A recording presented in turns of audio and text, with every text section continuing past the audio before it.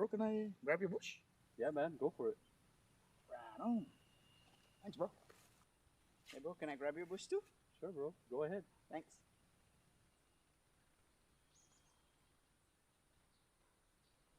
Now I can grab my own bush. Saipan, it's time to grab your bush. Pick up a 12-pack of ice-cold bush, and you're in for more than just a refreshing beer. Every 12-pack gives you a chance to win exclusive bush gear and more. So don't wait. Swing by your favorite store, grab your bush, and join the fun. Because here in Saipan, the best moments are even better with Bush. Grab your bush today.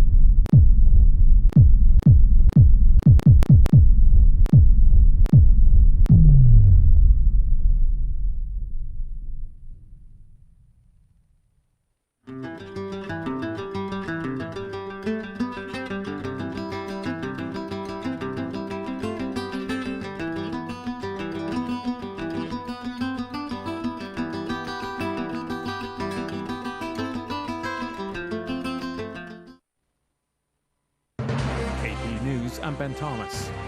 Former FBI Director James Comey pleaded not guilty today to criminal charges of lying to Congress, Mike Pasoli reports. That plea will kickstart a process of legal wrangling in which defense lawyers will almost certainly move to get the indictment dismissed before trial, possibly by arguing the case amounts to a selective or vindictive prosecution. The Comey case has amplified concerns the Justice Department is being weaponized in pursuit of President Donald Trump's political enemies. Comey's trial set for January 5th.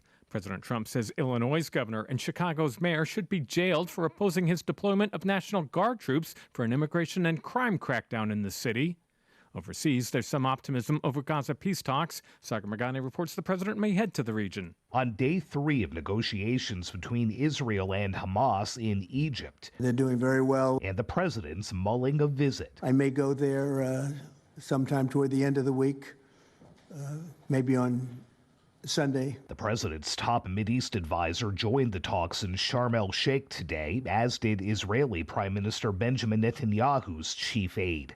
2 Arab nation officials say there was progress and a deal could be reached in coming days. Sagar Magani, Washington. On Capitol Hill, there is word of quiet talks, but still no discernible sign an end to the federal government shutdowns near.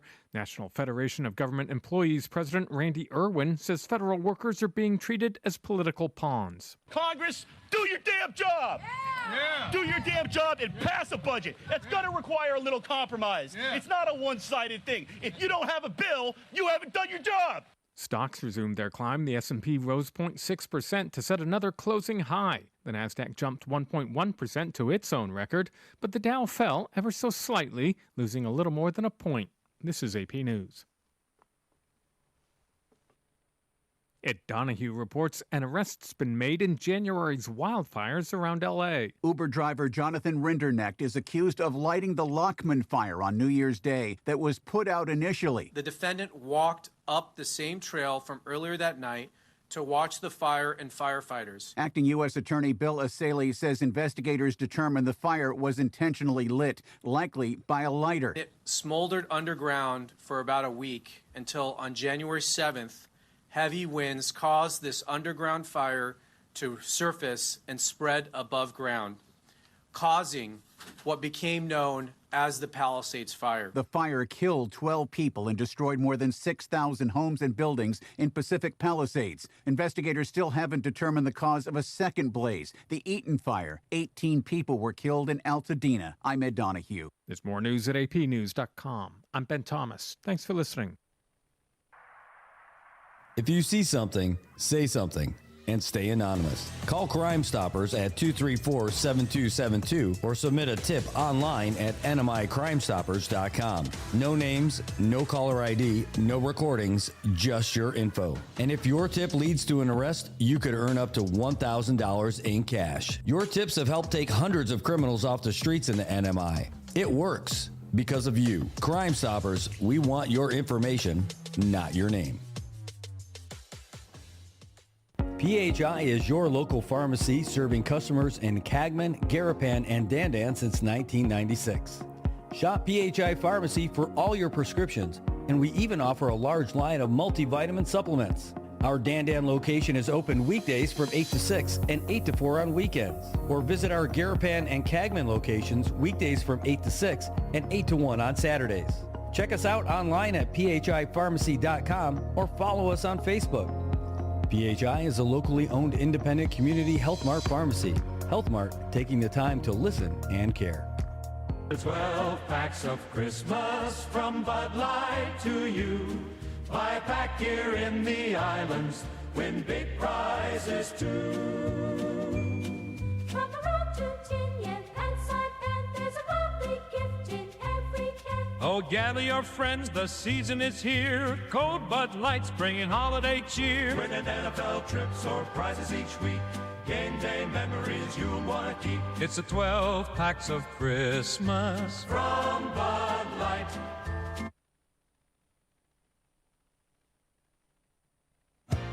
As the day unfolds with laughter and cheer, Brad's got the magic that brings us all near. Sharing tales of hope, dreams that shine bright. Good morning, Marianas, together we ignite. So join the palm trees, we dance through the days. Rhythm and soul in so many ways. Together we rise through the moments we share. Good morning, Marianas, feel the love everywhere. Wake up to the sunshine in the morning light. Good vibes all around, everything feels right. Brad on the show, bringing joy to our day. Into the Marianas breeze, let the worries drift away. Yeah, that was the air. Our connection grows stronger. We show that we care. Frogs on to feel the soulful flow. Look right on in Mariana, that's where you belong. The sweet island breeze and the ocean's embrace. Brad's got the stories, sunlight behaves. Sometimes meditated, fall in this ride. Yeah, we're shining with love as our guide. So raise your voices high, let the music play on. Good morning, Marianas, we're where you belong.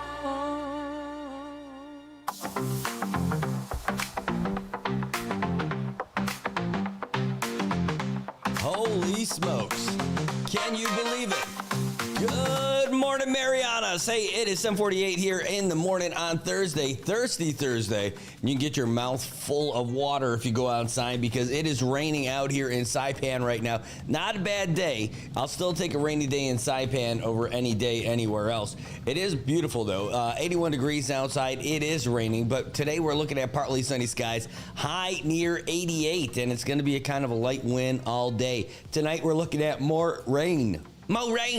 Scattered showers throughout the night. It's going to be cloudy. It's going to drop down to about 75 miles per hour. And it's going to rain. Let's just put it that way. It's definitely going to rain. Hey, Tobot, don't worry about that Christmas music. You're going to hear more of it. But it's about a promo, the 12 packs of Christmas from Bud Light. We're going to be talking about that quite a bit. You're going to be able to win all kinds of prizes courtesy of our folks over there at Bud Light. The good folks over there at Marpac, you know them, you love them. And, boy, nothing makes you smile like when you crack open to a can of Bud Light. I had some the other night, and it was fantastic. And you can see that's how I got these abs. Really, going after Off the Hill, hanging out here in the studio for a few Bud Lights was a great way to wrap up tonight. Could not have been happier with all that. Anyway, today we're going to have our Senator Manny Castro in studio with us in a little bit. He's going to be talking about everything that's happening with Article 12, his legislation that he's going to be introducing. What do you think? Do you think we need to change it? Do we need to change it? Do we need to keep it the same? Are you happy with it? You don't like it? What do you think? We'll find out. Oh, I love seeing typos all the time. That's one of my favorite things in the ticker. And nothing says golf than spelling for F-O-R-E. All right, there we go. We got it squared away. All right, guys, it's wet out there. That is something that we know for sure. So let's take a look at the roads. We want to make sure that you guys get to everywhere you need to go and you get there safely. And it's a lot easier when you know what's coming your way. So let's take a look at the roads outside right now. You can see over there at Jota and Dandan area, it is slow. All those people trying to get into their office over there at Dandan or Public Lands or CC, or maybe they just want Jota. Maybe they're thinking Ico's Deli. Who knows? But there's a lot of cars over there and a lot of people trying to get there. And it is not an easy place to get around. Let's pull back a little bit. Take a look over at Saipan in general. You got that intersection by Dandan Shell, and it is slow. It's creeping its way slowly back to Maddie's Barbecue, and it's going to be going that way for a while. Home of the Canaries, not too fast either, because folks trying to get over there to Akiza Drive and get their kids over into the school. All the way, people going up the hill, people coming down the hill, you name it. You name it, there's people there. And that's going to be a slow go coming through San Vicente. Going around the island, let's go back over there by the Merienda, capital of Saipan. Over there in Easter Drive by Nuke, Sarah Market, Zenu Market, and Capitol Hill Market. There's a little bit of traffic as folks try to get over there and grab their little bites to eat. Everything down by the bottom of the hill is good until you get over to Marianas Heights, and then it's just Moida. I'm telling you, there's a lot of cars. How many cars? You go down, if you're sitting in traffic right now on Middle Road, it's because of that. There is so much going on right now, and man, I'm telling you, it's so bad. There's no respect for the drivers. No, it is. There's going to be a lot of traffic if you're trying to head north over there by Marianas Heights building. And if you're trying to head south, once you get through Garapan, it's not going to get any better. It's actually pretty slow. All the way from the Sodalore Laundry down to the NMI Museum. And it gets even worse when you start hitting Bus Stopville over there by Pizza Hut. Of course, it slows down by Docomo, all right? Sorry. And down south again, all the way when you get closer to Quartermaster Road, it's tough. But whether you're on Beach Road or on Middle Road, when you're approaching and you're heading south on Middle or you are going to be slowed up when you get to Quartermaster. That is not a mystery. That is happening. If you're heading north and you're on Beach Road trying to get up to Quartermaster, you're going to be slowed up too. Intersection that matters for place where connections matter. Not too bad. It looks pretty good, actually. So let's roll down Beach Road past us. Everything's looking good. It's slowing down for sure when you're, for folks heading toward Mount Carmel. You're trying to get your kids to school. Maybe you want to get that morning mass in. maybe somebody sneezed, you just want to say bless you. It is definitely a sneezing time right now in rain like this. All right, over there at Mount Carmel, it's slowing down. And over there at Hopwood, it's a little bit slow as well, but not too bad. All in all, looking pretty good here in the Marianas, and but it could be looking better if you were on the Blue Line with Transit CNMI. Transit CNMI and the Blue Line taking you everywhere you need to go on the Blue Line. From Coblerville to the Paseo, it's all there. They're happy to take you there, and they'll do it for only $2. Make sure you have exact change, though. They can't make change. Hey, better news, though. If you're a student, veteran, active duty military, a MNOMCO, or if you've got a disability, it's only $1. That's even better. I'm telling you, it's so much better. I love it. And if you want to get on the Blue Line, you can get where you need to go for work for sure, because they're open from 6:30 in the morning to 8:30 p.m. Monday through Friday. Weekends and holidays, 6:30 in the morning to 8 p.m. And again, you got to pay an exact change because they are not cash registers. They are transporters of you to where you want to go. Give them a call at 236-2682, 236-2682. You know, the other cool thing about it, that you can see where those buses are. I can see there's one by National Office, there's one by K, and there's another one head north just past us right now. We're probably going to see it go over our shoulder as it goes by. You know, those buses are great. They're clean. They're air conditioned. They're comfortable. Even better, they've got free Wi-Fi. You get free Wi-Fi when you get on the Blue Line. Cannot beat it. So you can watch the show. You can catch up on the news on nminewsservice.com. You can watch us on social media, or you can, maybe you could text somebody that you want to see that day. Who could that person be? Could they be family? Could they be a friend? Could they be a frenemy? Could they be one of your, I don't know. It could be. It could be. And at least you don't have to drive for it. You only got to spend $2. Hey, $1 if you've got any, if you're a student, veteran, active duty military, MNOMCO, or individuals with disabilities. Hey, I'll tell you, don't knock it, man. See, MNOMCO's hook up too. They can get on the Blue Line and catch a ride. Guaranteed. You ever see, you can see the look in some of those faces, some of those ladies. They're like, yeah, I'm going to tear you apart. Whoa, jeez. Okay, calm down. All right, let's go here. I want to say good morning to all you guys. Thanks for joining us in the comments today. Toba Castro, tip man from Dan. Man, as soon as we get an elevator installed here, or we end up moving out somewhere else one day, not today, and not too soon. But, you know, the good news is we'll get a place where it's easier for you to get up there. Right now, we'll just hoist you up. It'll be great. Caleb, good to see you this morning. Thanks for tuning in, brother. Great to see you. Pilling Gazette Mo. Today's the day you want to be in and you want to be calling. Senator Manny Castro coming in, and he's going to talk all about his legislation. We're going to dig into that here in a little bit. JJ Semin, 1 day away from Friday. That's right. It's going to be awesome, man. So far, though, so good. Glenn Beneventi, great to see you. Thanks for tuning in and coming back with us this morning, and I hope it's going to be great. Oh, my goodness. Buenas Lesor, Marianas. Sablixins. Great to see you. Thanks for tuning in. And Luisa Cabrera, my goodness, are we ever going to get a break from this rain and let you baseball a little bit? I mean, like last night you had Falcons and Blue Jays, which worked out fine. So you got some nice weather for that. And I'm partial to the Blue Jays. I love the Falcons. I love the team from up north. But, I mean, I played with the Blue Jays for the Masters, so those are my guys, right? I love it. I love the group chat that we got, talking smack and all that stuff. It's not talking smack about other teams. It's just talking smack to each other. I absolutely love being a part of it. But last night's game was pretty close when we were watching it there toward the end. I didn't actually see if it held off. It was 3-1 when we checked out last night.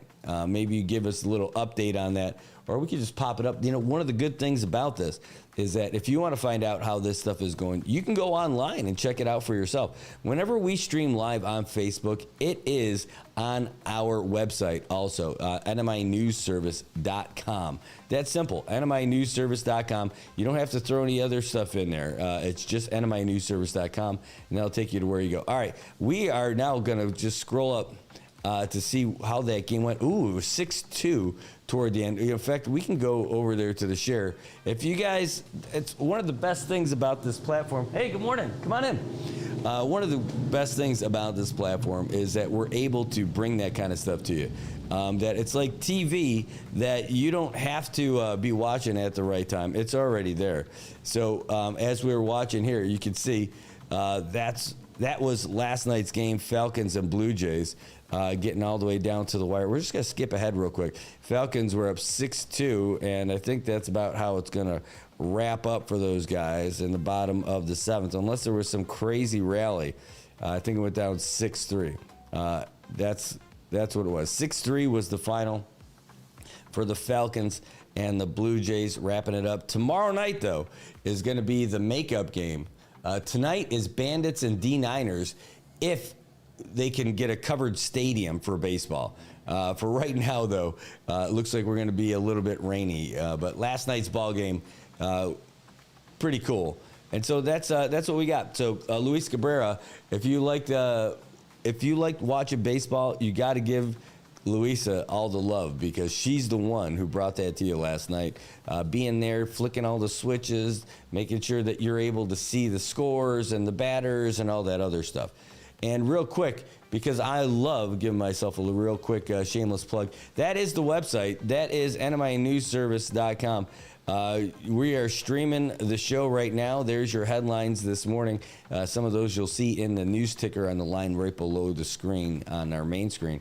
But you can watch all the other shows that we got, sports updates, and you name it. RFPs, JVAs, we got all that good stuff. And we make it easy for you to see it too. So that's kind of your morning get started stuff. Good news, Manny Castro, Senator, is on his way, and he's going to get you everything you need to know. You're going to be able to hear it directly from him, and you can ask him questions because he's going to be here too. He's going to see the comments that are popping up, and he'll answer some of your questions. Don't forget, this is a show where you can call in as well. Number is 670-789-2323. Excuse me there. All right. I see that we are going to have an even better show today because we got another guest with us. So I'm going to get another mic set up. We're going to have our executive director for CETAs here, Derek Sasamoto. He's a baseball player in his own right. Man, this guy, he's out there. I saw him playing in the Masters. I'm like, there's no way this dude is old enough to be in the Masters. You see him, he's running it out there in center field. He's fast, he's nimble, he can hit, he can run. I'm like, this is BS. This guy's not Masters. Turns out he is. And he's a pretty smart guy. And we're going to hear about some things about the economic future of the CNMI. We'll see what he's got in his crystal ball. All right, so give me a second so I can get another mic set up now that we're going to have both of these guys in here. Extra, it's a bonus. So don't really go anywhere. We're going to get you all set up here in just a little bit, so don't go anywhere. Hey, bro, can I grab your bush? Yeah, man, go for it. Right on. Thanks, bro. Hey, bro, can I grab your bush too? Sure, bro. Go ahead. Thanks.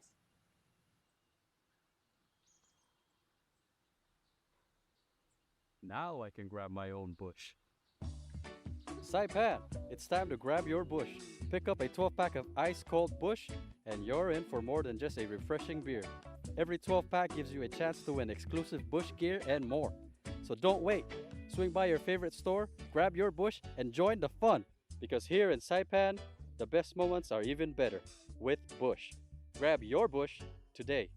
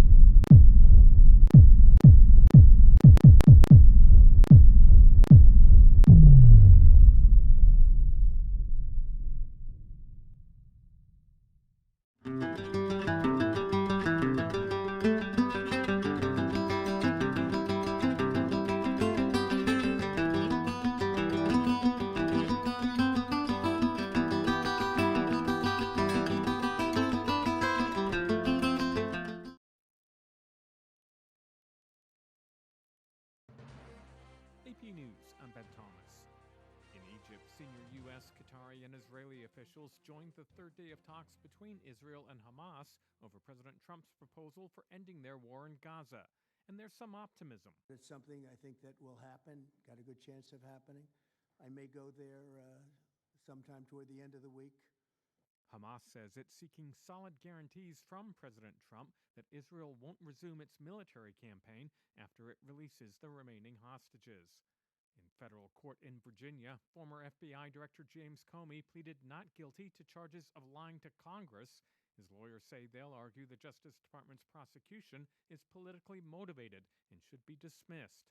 Trial set for January 5th. In a social media post today, President Trump said Illinois' governor and Chicago's mayor should be in jail for failing to protect U.S. immigration and customs enforcement officers. Governor J.B. Pritzker and Mayor Brandon Johnson have sued to stop Trump from deploying National Guard troops in Chicago for an immigration and crime crackdown. Meantime, Ed Donahue reports a Texas bishop on the front lines of the immigration crackdown met at the Vatican with Pope Leo. El Paso Bishop Mark Seitz brought a packet of letters from immigrant families and showed the Pope a video. Many of us were forced to leave behind everything that was most precious. To say they're fearful is not strong enough. They're terrorized. Seitz told the AP they fear they and their loved ones will be rounded up and deported. Catholic leaders in the U.S. have denounced the Trump administration crackdown. Seitz says at one point the Pope apologized for not having a place for the group to sit. Later on in the meeting, he said, I will stand with you. Seitz says the goal is not to get into the political fray on immigration. We need to express what the Gospels teach us. I'm Ed Donahue. This is AP News. Seth Sutel now with the AP Markets Report. Stocks rose again on Wall Street, pushing the market to more record highs. The S&P 500 climbed 0.6% Wednesday. The index had snapped a 7-day winning streak a day earlier. The Dow Jones Industrial Average edged down by just 1 point. That's essentially flat. The Nasdaq Composite rose 1.1%. Stocks benefiting from the artificial intelligence boom continued to pull the market higher. Chip companies including Nvidia, Broadcom, and Advanced Micro Devices all rose. Gold also climbed, pushing further past $4,000 an ounce. Seth Sutel, New York. Meantime, a couple of international financial institutions are raising concerns about a potential AI investment bubble. The Bank of England warns that tech stock prices could face a sharp correction, and the IMF's echoing those concerns. There's more news and the latest developments at apnews.com. I'm Ben Thomas. Thank you for listening.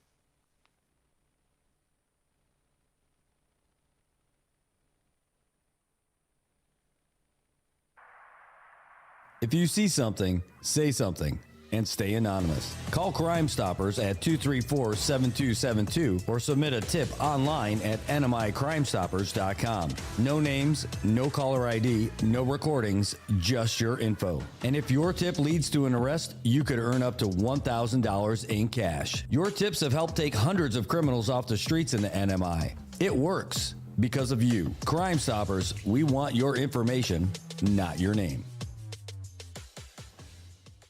PHI is your local pharmacy serving customers in Cagman, Garapan, and Dandan since 1996.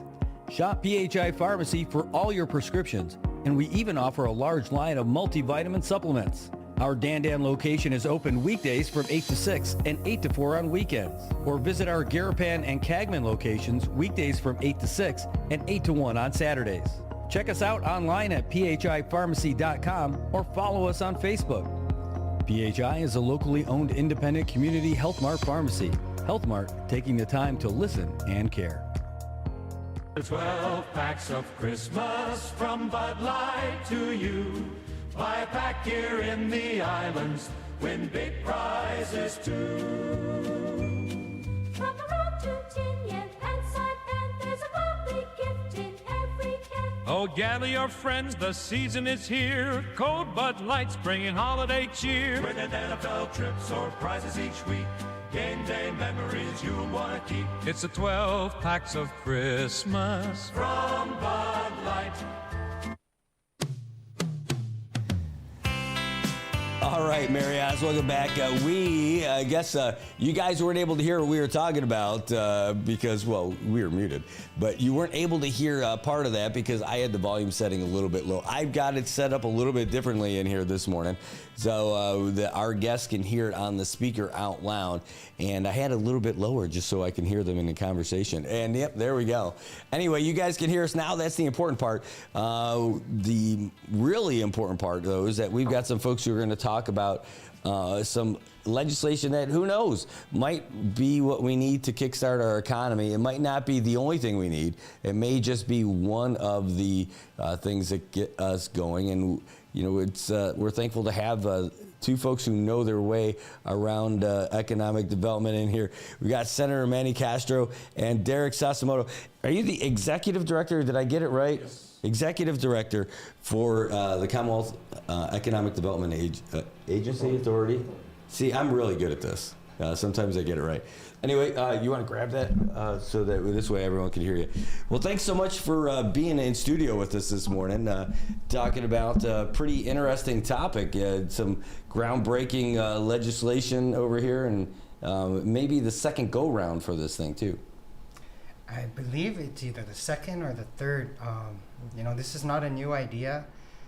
Senator Poe, from my research, Senator Poe was, you know, he did try to introduce a similar bill in the 19th legislature. The only difference is it had a corporation component where that if 51% of the shareholders are NMDs, then the whole corporation itself is considered NMD. I didn't really want to add that just yet, just because it might make it more complex, you know. So we try to stay within most of our legislation. There's a one subject rule, even though this technically would qualify. It's already hard to do the education and outreach on what we have as it is, and if we add more components, it's gonna be like, I just feel that's my personal professional feeling. It's gonna be harder to put all of those in one thing. Who knows, if it goes to committee, it might be reinserted, but at the end of the day, we need to work with all the stakeholders, both the community in general, the different agencies, and find a product that really fits our economic and community needs at this point in time. Well, it's pretty clear. I mean, we've got some economic issues right now. You can see it when you've got buildings that are closing, businesses or buildings that are vacant, businesses that are closing. You see people having a hard time. The price of our goods at the stores are going up and everything. And so basically, everyone's saying we need something. If you don't do anything, people are going to complain that you don't do anything. And then when you do something, people are going to say, well, that's not the way I want you to do it. But can you tell us a little bit? Let's walk through this legislation you got. It's a Senate legislative initiative, Senate legislative initiative, easy for me to say, 2403. And it says it's to amend Article 12 of the Northern Mariana Islands Constitution. By the way, whenever you say Article 12, everybody's like, poof, everyone's on guard. It's an alert, something's happening. And this is to increase the term of private land leases from 55 years up to, I think those are two important words, 99 years. And then to require that private land leases include financial clauses that protect persons of NMD from exploitations to ensure a fair share of potential upside gains. It sounds like at the very surface right there that you're trying to take care of everybody in this whole thing. So just kind of the thought process with this bill. First of all, I just want to clarify, that's even a mistake just calling it a bill. It's actually a legislative initiative. So there's two ways to get the people to vote on issues, either a popular initiative or a legislative initiative. A legislative initiative basically has extra steps. So one, it has to pass from the Senate and then the House, or vice versa. Then when it does pass both houses, it goes to the election commission to be put on the ballot, and then it has to pass by the will of the people, meaning the people have to vote on it in order for it to become law. I believe it also goes to the governor. Yeah, so it's like more than 3 steps. The popular initiative route, basically any citizen can go out and petition to get legislative measures passed, and like if the majority of our population votes on it, it becomes law. So the only reason why I did the legislative initiative is because I'm in the legislature, and then it's from a cost standpoint, it's easier to achieve rather than going out to every which we will do. There's some aspects of that, but it's just popular initiative would probably be more for a private citizen that's not in office. Well, so this is a big deal. Anytime, like you said, anytime you bring up Article 12, it's going to make people bristle up a little bit. What do you want to do? It was something that was hard written into our Constitution to make sure that we get to keep our land and all that stuff, and maintain the culture and all that. That's what gets everybody fired up. And I want to give time for Director Derek to also talk about the economics, but any legislation, especially Article 12, because I firmly believe in Article 12. In fact, my uncle, Pete A. Tenorio, signed the covenant agreement. He's one of the CNMI founding fathers. And, I had a conversation with him yesterday about some of these challenges that we are facing right now. And to be honest, it was a really good conversation. A lot of the challenges that he faced back then, because mind you, he said, he graduated from college with 3 degrees. Uncle Pete is actually a hydrologist, and wow. And my great grandparents were really poor, and they weren't even U.S. citizens. He got a scholarship from the Navy, I believe, to study college in Hawaii, and I believe he got other education, but that kind of caliber, that's pretty, not only in terms of sacrifice, but this is just looking at his experience, because in that time we weren't under the U.S. yet. Mm-hmm. And one of the things he kind of mentioned, first of all, I tried to convince him to come here. And he was like... This morning?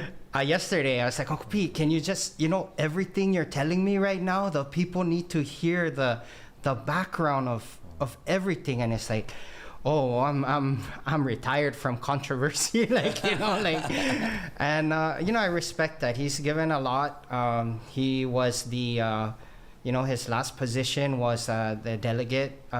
It was a CNMI position, but it was a Washington representative, and during that time, I remember that election because I was on his committee.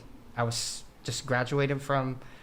Or was still in college and came back to help him out, but it was a very close race. The unfortunate part is, as a founding father, Uncle Pete knew that the difference between what we have now with our U.S. delegate, a non-voting U.S. Congress person, a seat inside Congress, is when we had the Washington rep, he was sitting outside. He wasn't in he had to make appointments, and right. So, for someone, he basically took a hit in terms of the election because basically when the federal government took over immigration, that was the leverage. But it was going to happen either way because it was never permanent in the covenant. It was more of experiment to see if we can control our own immigration. But, you know, at the end of the day, like, the clause is there where the federal government can, you know, has sovereignty, right? So, you know, a lot of people cite the covenant or cite laws, but they really have to dive deep and not just look at the surface. Just like this Senate legislative initiative, like you said, a lot of people just look at the title and they think like, oh, he's trying to get rid of Article 12. What we're trying to do really is find a balance to support the economy, to create jobs, to bring in investment so that our people can have a higher quality of life, which is in the covenant. That's the whole purpose of the covenant. But at the same time, you know, we have to look at the data. You know, we have to look. Palau did this like in the 2000s. Philippines, I believe, just did this last year. To my understanding, like, but you know, we don't want to compare apples to oranges. Palau is a better comparison, because you know they also firmly believe in protections like Article 12. Again, this is not a finished product. As we do more public outreach and as it goes into committee, there may be some changes because some of the financial clauses, I do have some concerns. Some of those concerns right now we're experiencing it right now. We try to put in protections and have the government do that job, but sometimes even the government can be a problem when we over-regulate things. You know, again, that's my background. Like, you know, what I studied in graduate school is about process. It's about, you know, organizational behavior. It's about marketing, leadership, management. And we really have a systemic problem. And it's over the years. And, you know, one thing when I was talking with Uncle Pete, you know, he always referenced education. Even Article 12 itself. There's a reason why our founding fathers set it up to that within, like, you know, 25 years it can be re-examined. Because it's like by 25 years, our people should already be at the level where they know what to do with their land, how to like monetize their property, how to make informed decisions. And but to be honest, despite all the funding into education, I feel we need to do more. We need to do better in how we fund different aspects of our government, even including education, so that you know, just investors in general. If we're talking manufacturing, and manufacturers are gonna come in. When I moved to Oregon in 2001 to study, you know, I went to high school. We didn't have programs like WICHE, which give you resident rate. So I had to move to Oregon after Hopwood to get resident rate in the state of Oregon. Right, and it was a difficult decision because I left my parents. I had to live with my auntie. But the state of Oregon at the time, they funded, like, in the high school I went to, they wanted to invest in manufacturing, so they funded a center for advanced learning. First floor was manufacturing engineering, second floor was allied health, third floor was IT. Why? Because the state wanted to, you know, to grow the economy. And in order to grow the economy, you need a workforce that can support the industries that the state is trying to attract. So more money to education. We also have to look back at the covenant and not the covenant, the Constitution. See in my Constitution, and what does it say about education? Education needs to be relevant to the needs of the community. And right now we're suffering economically. So our education funding, whether it's at PSS or NMC, needs to align with things like what CETA is doing. If this investor is coming in and they're, let's say it's manufacturing and it's gonna be ready in 4 years, our curriculum needs to align. I spoke to Dr. G not too long ago, and I said, Dr. G, our Associate of Applied Science at NMC is still computer applications. That kind of stuff is being taught in elementary school and high school. It's you know, that same program is a program from the 80s. Yes, it's been tweaked, but what we need to change our curriculum to match what the industry needs. And right now, with things like AI or even media marketing, if our educational providers are aligning with the industry and the community needs, we wouldn't have a big need for CW workers, which, by the way, that also affects the economy, right? In the state, like when I was in the state of Oregon, a lot of money came in for construction. Mm-hmm. Most of the construction workers were U.S. citizens, residents of the state. So that money stayed within the state. Here, millions of dollars are being remitted. Why? Because most of our workforce is imported. That, by the way, that is such a big topic of conversation. You know, you get the titans of the business industry who say that we can't survive without them. But then you've got other folks who are more local focused, but they echo that too. They say, we heard Secretary Staffler said, we do need to have folks from off island. We do need off island labor. So yeah, a lot of people have said that, but again, we have to dive deeper into the data. I remember CETA had some kind of summit like 12 years ago. And Dr. G said, we don't have the numbers. We don't have, this is how many people graduated from NMC. This is how many people graduated from PSS. One of the persons from CETA spoke up and said, oh no, actually, I think it was Dr. De La Cruz. He spoke up and he said, what about those that did not graduate? What about the dropouts? What about the non-traditional people? Did we factor that into the data? Mm-hmm. Right? What about all those people that are unemployed, getting, people that are tapping into social services?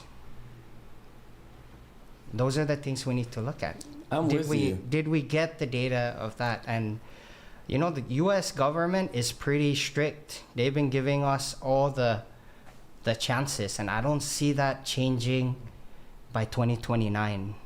We can try, but,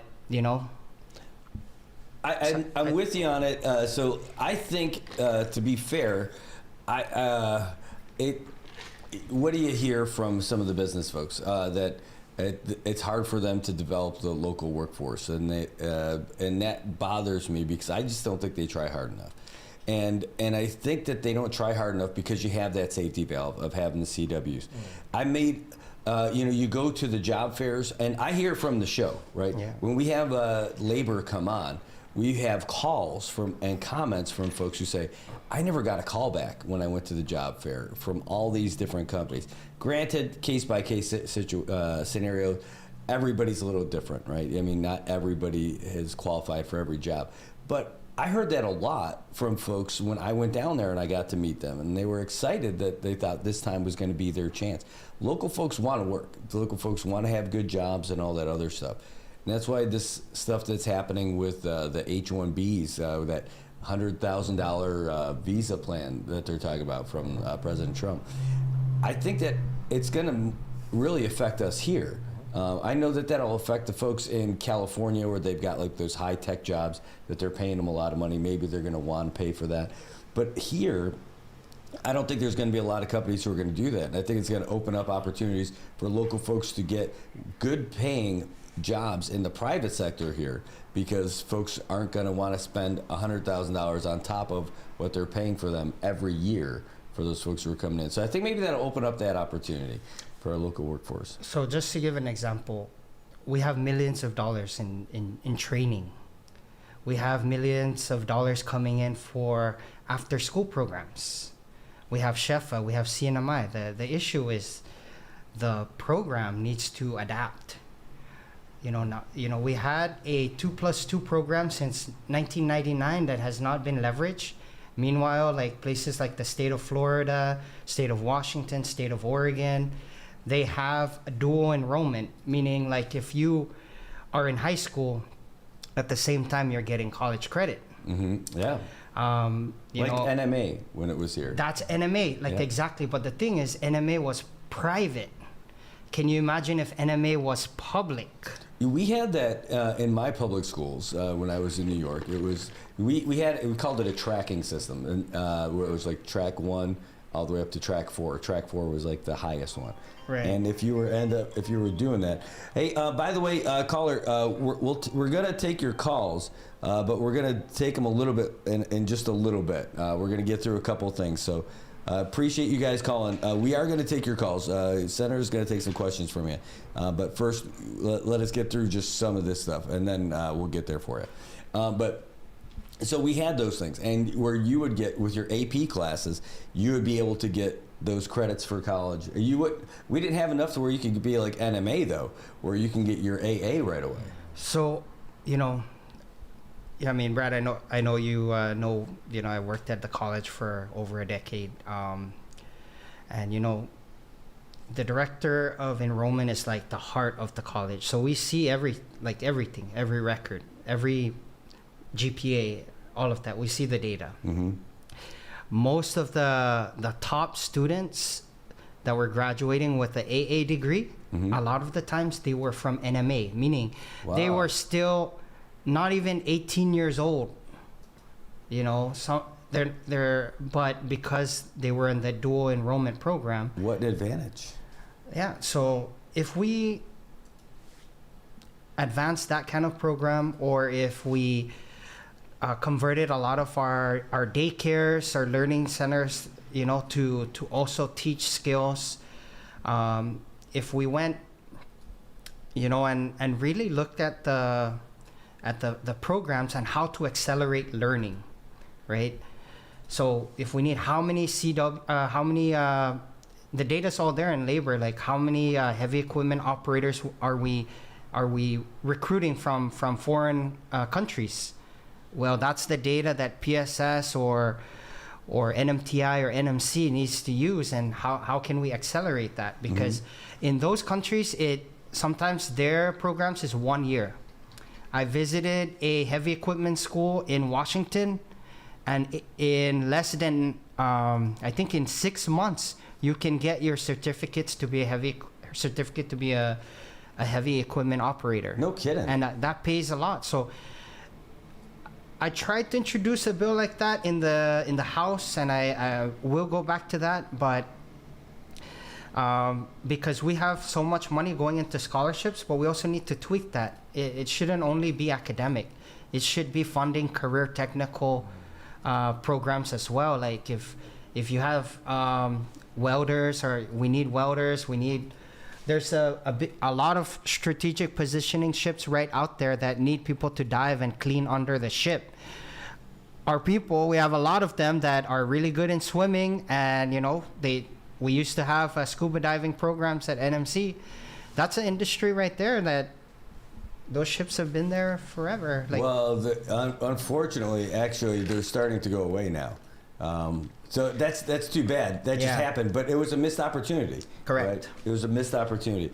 But and that goes for so many different things. We've got all these dentist offices. We could have a dental hygienist program here, where we wouldn't have to get folks from off island. Now, would we end up producing more than could probably sustain all the dental offices? Maybe, but all of a sudden we have folks who are getting professionally trained to go out and do those things. I don't want to take up, this is awesome to have Derek here, because, but things like pork, call up customs, it's like, how much pork are we importing, right?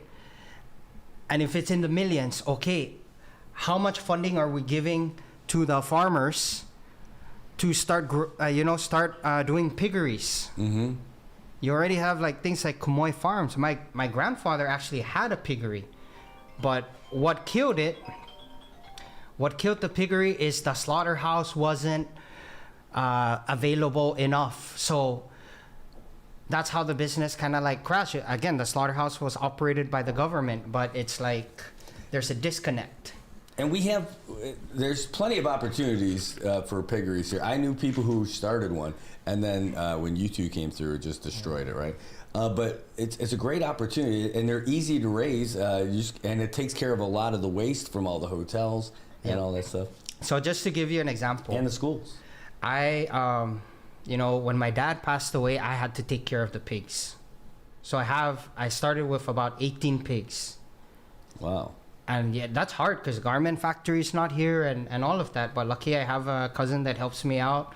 And then when I have time, I go in and check in on the pigs. But recently, we processed one pig and we brought it to Marianas meat harvesting. Mm-hmm. And they cut up all the meat. And when I calculated, okay, how much did I spend on feeds for that 7 months?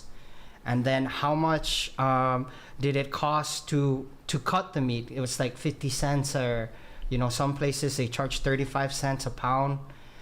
So when I, calculated all that cost, it was cheaper than what is being sold at the store, right? So that's the thing. It's like we've been used to importing so much, but if we want to talk about economy, you don't have to just focus on the exports. You have to focus on reducing your imports. Like, late Governor Palacios used to say, like, let's focus on what we can control. There's a lot of things that are happening in the world that we cannot control. We cannot control President Trump's decision to impose tariffs, but actually it benefits the CNMI because of our covenant on our Jones Act waiver, Head Note 3A. So what we can control is fixing our government process to streamline investment. And that's what this initiative is also about, to make foreign direct investment more attractive so that when these investors come in, it creates jobs, which in turn employs our people, which means less people working in the government, more people working in the private sector. And that's how it's supposed to be. You need to have a bigger private sector and smaller government. I agree 100% on that. Okay, so let's start talking about this. By the way, we had a bunch of calls starting to come in, so it might not be a bad idea to let some of them through, but I think let's start focusing on explaining everything that you got in here, and that way, so we let people hear what's really in there, and then they could talk about it. There's some things I love about it, some things I'm a little on the fence about because of like toward the end, the stuff at the end about the protections. So go ahead. Let's clarify this. One, this is for private land, right? Meaning for people NMDs that have their own land. This is not, and who knows, maybe we might switch it to public land. The Palau legislation is both private and public. And I think, but again, like we need to flush that out in the community and make sure everybody's on board. But for now, this legislative initiative is about private land. And if you look at like here, like Beach Road in itself, this beach right here, this is not public land. It was not always public land right there. Oh, really? The Semans, they still own this Oliai Beach bar. And they're making, they get revenue every month. There's other families that most of this public space here was private property sold back to the government or, to private investors. Even if you drive further up north, most of the beachfront property is from Carolinian families. And a lot of those families, they became millionaires like during that time. But this is where the financial protections in this clause is trying to prevent, is so that, those, like they don't become broke like after. Right. And I want to dig into that. We got a call from Joseph. Joseph, can you hear us? Yes, sir. Loud and clear. I've been trying to get into. Let me make myself on where I'm standing with Article 12. Okay. Okay. The economic downplay of the 70s, 80s back then was great, but now that we're in the 2025, I want to be very clear on this one. Okay, just looking back, that is the covenant of every individual's life, as far as I'm concerned. Okay, it would take the proposed initiative was good enough, but in reality, I'll be very frank with everyone who's listening out there. I became a candidate for the third constitutional convention. And to do it really quick, 81 end up being in the ballot. 27 of them end up choosing to run after they heard my proposals with the state constitution. Yet they only voted 9 in for Saipan, China, and Rhoda. Okay, so the sad part that we have to be realistically looking. Put this in your heart, in your mind. When we choose to become sovereign of the United States of America on March 24, 1976, I see that to be a very fair policy and negotiation with the United States, because until 1989 is when the United States government decided, under the late President Ronald Reagan, hand out the passport. So in the first nearly 3 decades between that year to the same year that we received our passport, it was no meaning. It's useless. It's bogus. So this economic crisis is a world crisis. As I advised Kimberly King Hines, that cinema is faced with the economy as in a world crisis. Against the Trump policy and the immigration, it's about time that he steps into the plate to take care and protect in the best interest of the United States of America. Green card is useless nowadays in America. Trump wants, if you're an American citizen, then you have to be protected as an American citizen. Because here on the island, it's going to sink, where a lot of people, the sham marriages, they're going to get caught and they're going to get fined. So the proposal of Senator Manny Castro was okay, but the best is don't mess with it, because people have gone through different economic eras in our island. Thank you. All right, that's Joseph. Any thoughts about any of that, Senator? You know, again, this is not for me to decide. It's merely a question that we want to put on the ballot for the people to decide, and then at the same time, you know, it's for private property owners. It's not, you know, we're looking at the economy right now, and we're trying to find a balance to leverage to bring in more foreign direct investment, meaning bring in good business, legit business, no more middleman kind of stuff, because that's actually what's been hurting us. We're bringing in like sketchy kind of business activity, and what we need to do is go back to legitimate job creation type of industries that advance our people. All right. Well, hey, Joseph, thanks for your call. We've got another call that's coming in right now. Let's just make sure we can get it. Hafidez on Tier Road, thanks for calling the show. Who's this? Hafidez Bragg, good morning. Good morning, Senator. This is Mr. Kiruba. Good morning. Yes, sir. Good morning. I have a question for the Senator, if you don't mind.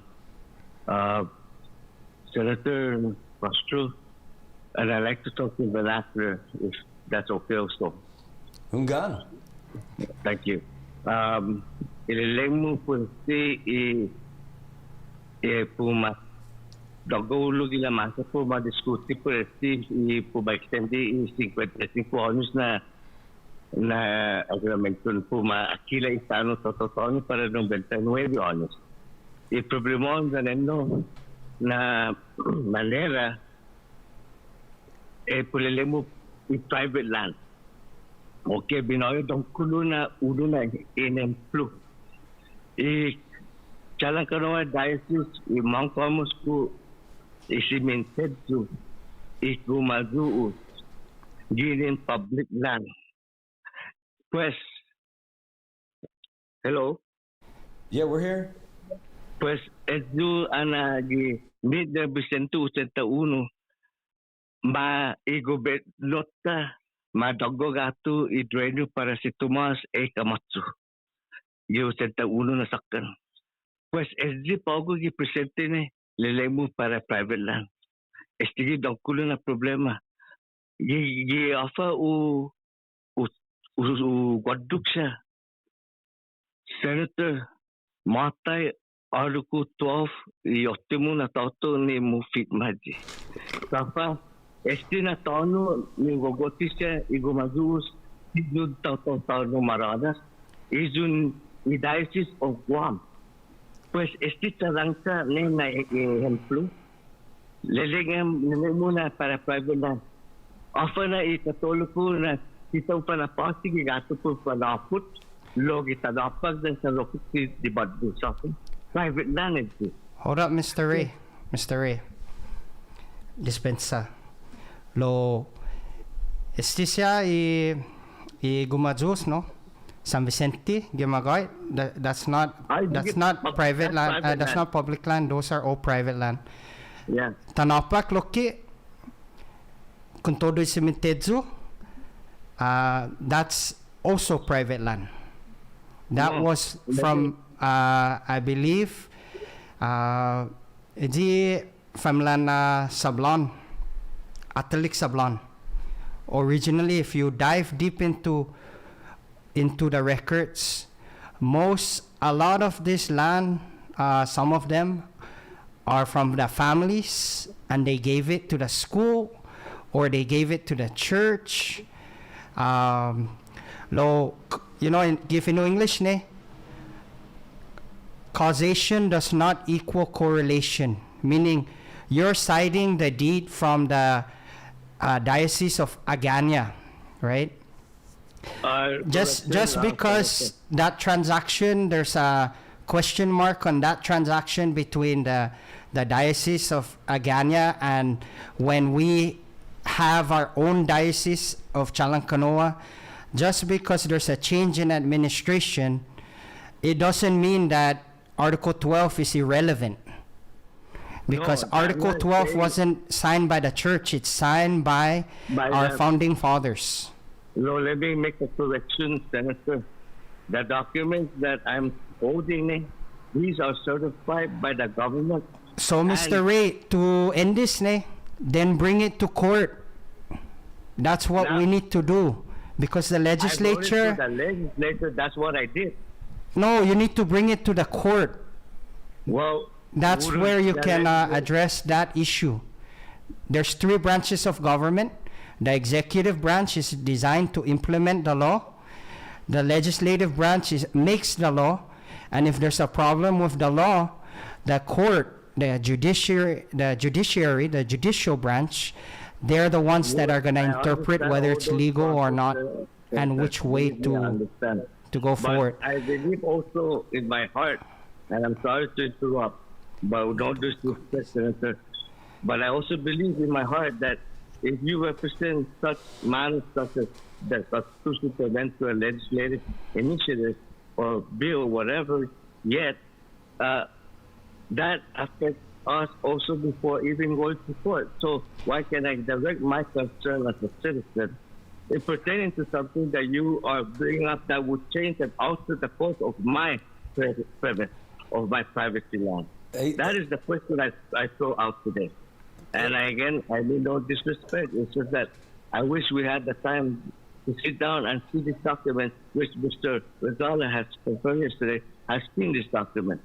And this is certified by Mr. Richard Thompson and Mr. Wade Taquido. Ray, hey, I'll tell you what, we've only got our senator and for all right, a little thank bit. you for your time, Senator Memorias and Brad.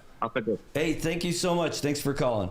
Yeah, what we're doing today, it's important that we take advantage of this great opportunity. And thank you guys for your calls about your topics on this stuff, because we want to make sure that you guys get the opportunity to speak with the folks who are here, our leaders that are elected and appointed in these different positions. And while we're not going to try to make you only talk about one thing, all this stuff is together. We have an opportunity to really talk about this whole legislative initiative.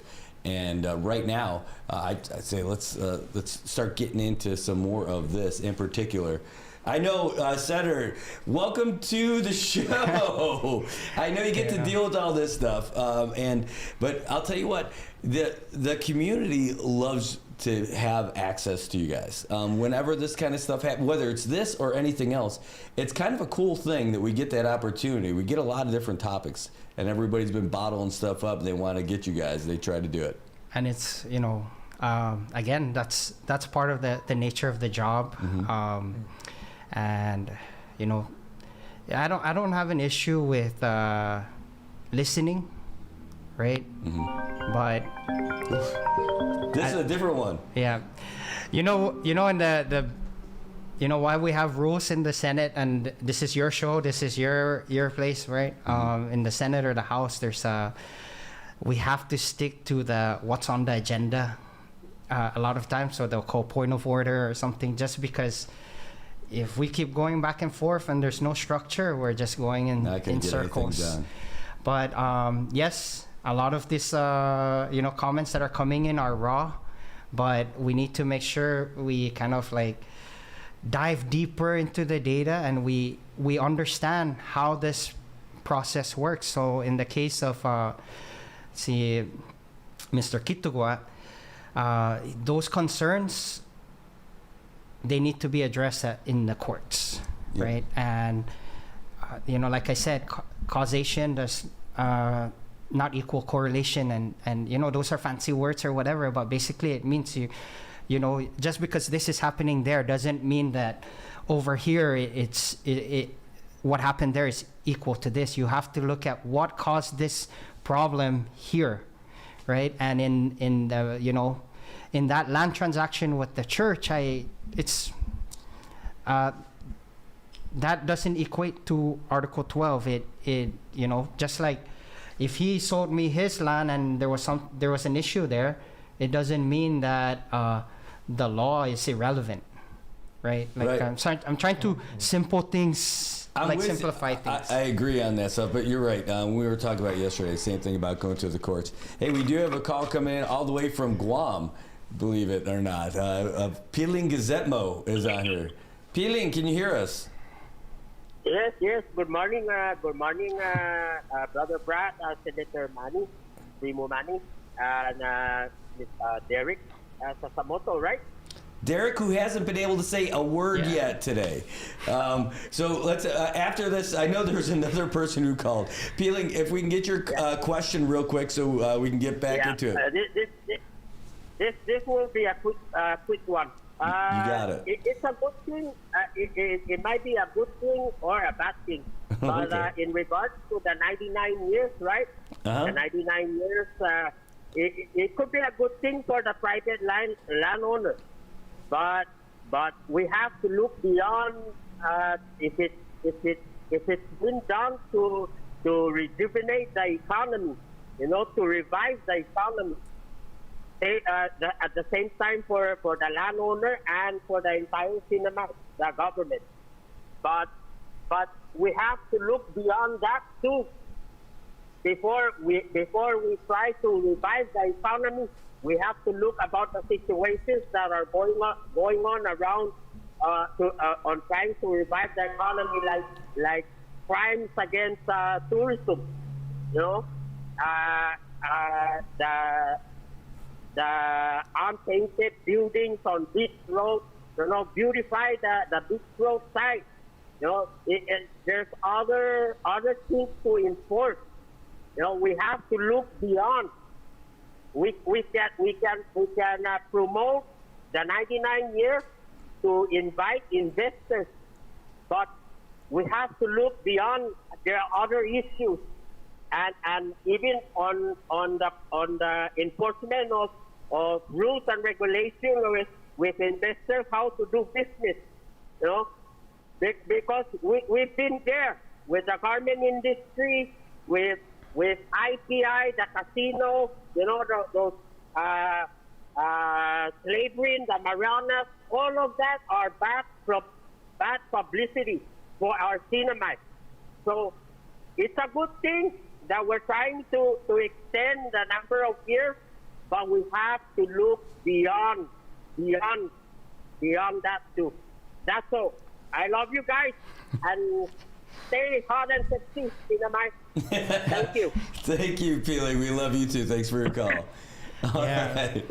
So, yeah, you know, I've been to see Piling's house, and we had a few beers, and I don't really I try not to drink nowadays like beer, because everywhere I go, they you know, it's always being offered, and that's bad.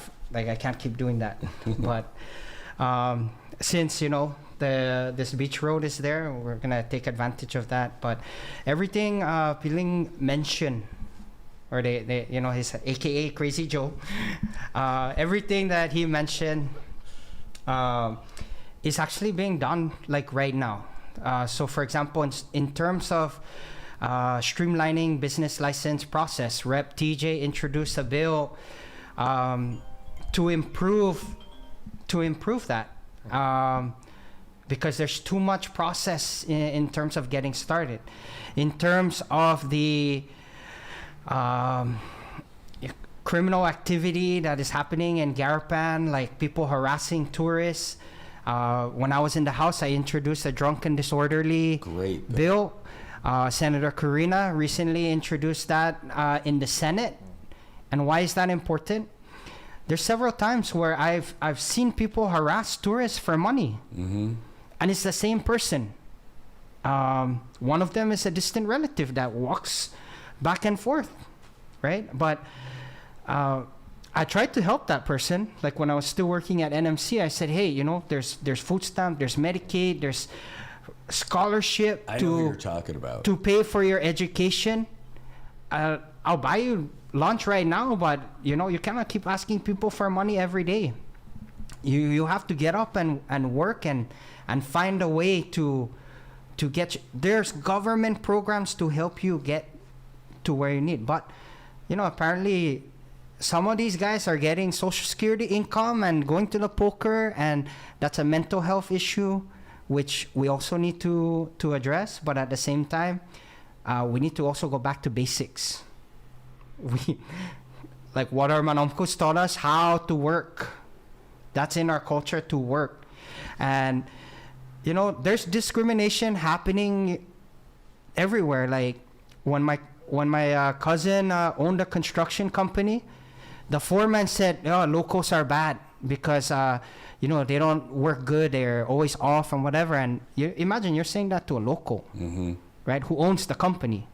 And it was like, you know, he took care of that situation. But what did my cousin do?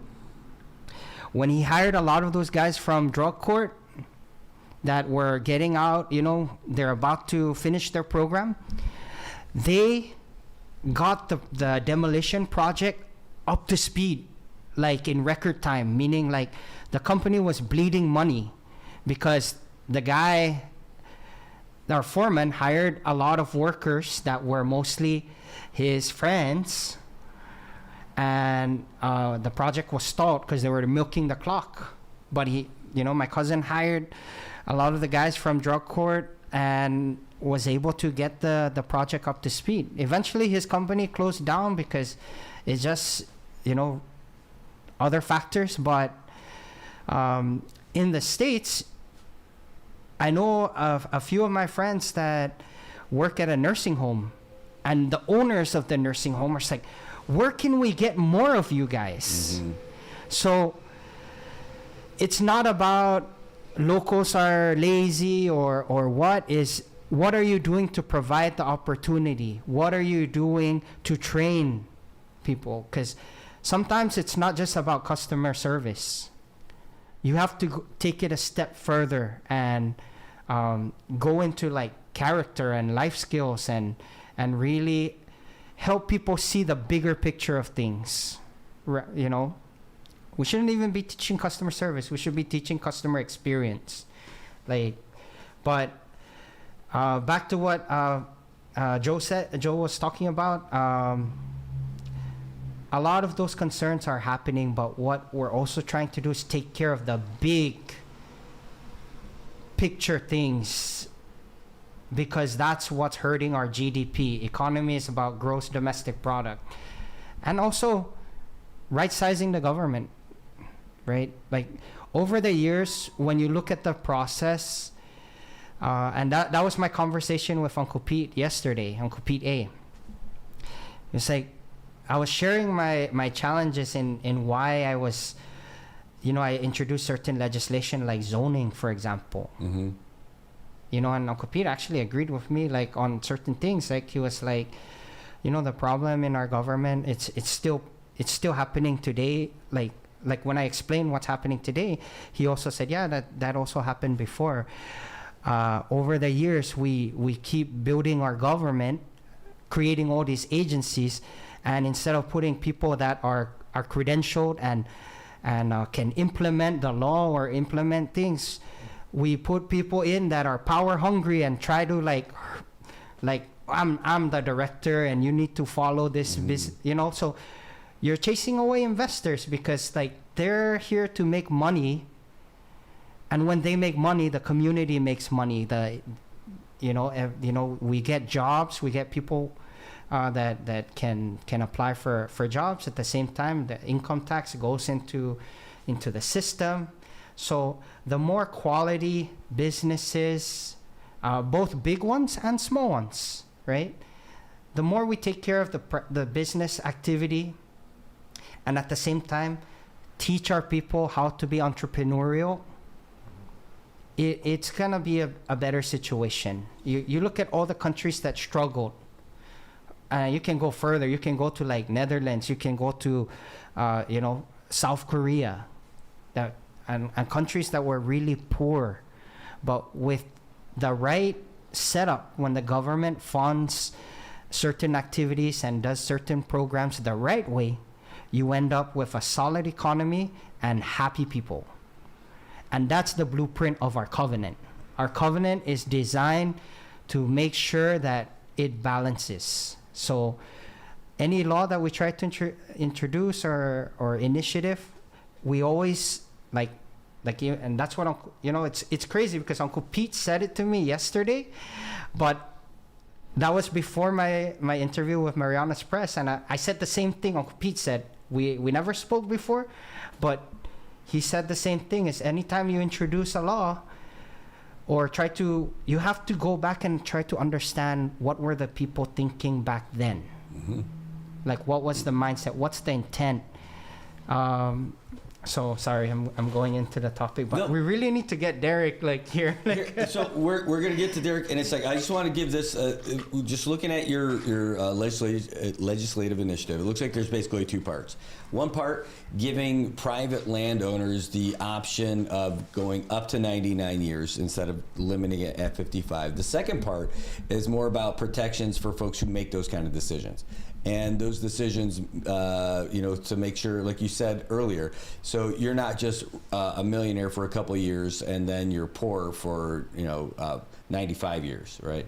And these are the things. So some of the questions I had on this is about who would really adjudicate these things, right? So you've got here's the ads about leasehold interest and all this other stuff. A provision for the payment of a fixed annual rent to the landowner, ensuring a predictable and stable income. Sounds good, right? So you basically, it's not just a lump sum payment. You got to make sure there's something in there to get you your stuff over the long term. That's number one. Number two, a provision for the landowner to receive a percentage of the gross revenues or net profits from the use and development of commercialization of the land, ensuring the financial success of the project. So basically, whoever's going to be there, on top of whatever deal that you're going to make for the land, you're going to get a little something that would be as it goes on. If they make some money off of it, the landowner gets a little something. It says financial terms shall be fair, transparent, and enforceable, designed to protect landowners from economic exploitation while allowing for reasonable investor returns. I'm just from this stuff again. I know you might not have everything there to the like all those specifics, but like who would, for private lands, who would be the one who would determine, yes, this is fair, and who isn't? Sorry, I'm just firing through real quick so you can get to these. The other one, the financial clauses must be subject to review and negotiation at intervals not exceeding 20 years to account for economic changes and land use development. Again, the thing with that is, every 20 years, who is it that's going to say, yes, do they have to take this to the courts?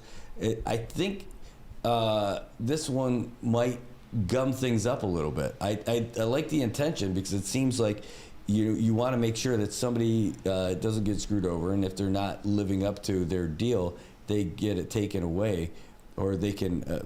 It doesn't even say they would get taken away. It said it would be reviewed and renegotiation. That's a tough one. It says number 5, all lease agreements shall be filed with the appropriate Commonwealth agency and made accessible for review to ensure compliance. Who would be the appropriate Commonwealth agency? Would this be starting a new one, a Department of Private Lands, or who would oversee that? These, I know I just gave you a whole bunch of shotgun questions, right? But this part I think is really well intentioned. Yeah. But I don't know that some of it just seems a little problematic. I'm trying to place myself in the position of an investor who wants to do something for however many years, and if we make a deal 20 years from now, I don't want you to be able to take my deal away that we already negotiated in good faith, especially if somebody passed away. Now I got to renegotiate with the family after I invested for 20 years in that property. So to be honest, I'm more like I don't see any issues with the first two components, which is like, for example, if you're going to lease your land for 99 years, not only do you get like a lump sum, but whoever is making the deal, they can it's like a trust almost. Yeah, like a trust setup. So basically you can either have like annual base rent. So we don't have property taxes here, right? Mm-hmm. The whole concept of property tax, let's take it a step further, right? Even the word landlord, where did that come from? It's because basically back in the medieval times, you had lords that owned the land, and everyone that's using the land has to pay a tax to the lords. Mm-hmm. Technically the NMDs here are the landlords. So instead of a property tax, that's what those two things are.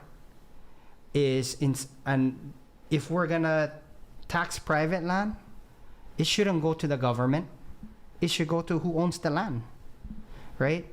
So I'm not a fan of property tax. I like the way it is. We really have, allodial land rights. Like we own the land. Mm-hmm.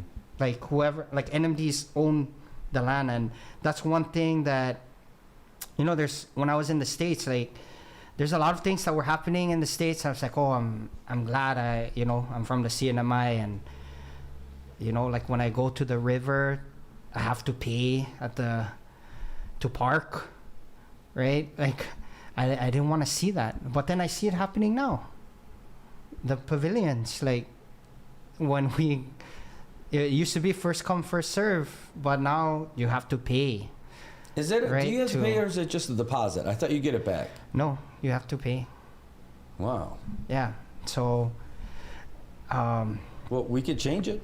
We can, but we also have to look at like where's the balance, like the maintenance, like I'm the person that dives deep, right? Mm-hmm. So why did I introduce the Recycling Act or reintroduce it? My grandfather actually introduced it. It became public law, but never implemented. The 5 cents and the 10 cents deposit is because I'd rather have people pay for a deposit than to tax them at the port, right?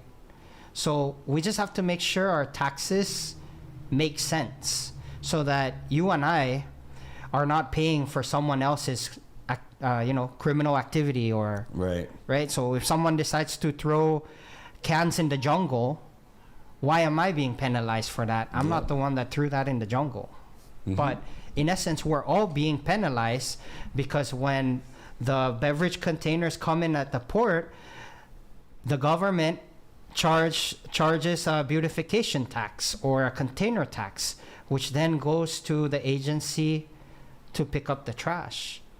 But if it was a deposit, and like let's say you paid for the deposit like 5 cents, basically when you go to the store and you pay 5 cents for that water bottle, then if you don't return it back to a recycling center, you lose the 5 cents. Yeah.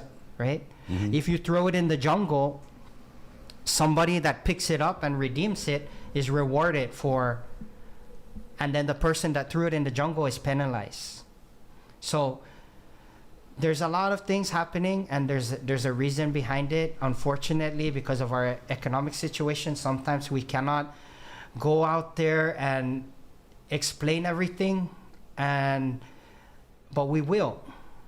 Like, I have plans, like even with a lot of my legislations, to go out into the community, but because of our like Open Government Act and all this process, the first step is getting the bill in, because it's time. Like, some of our local laws, it cannot be,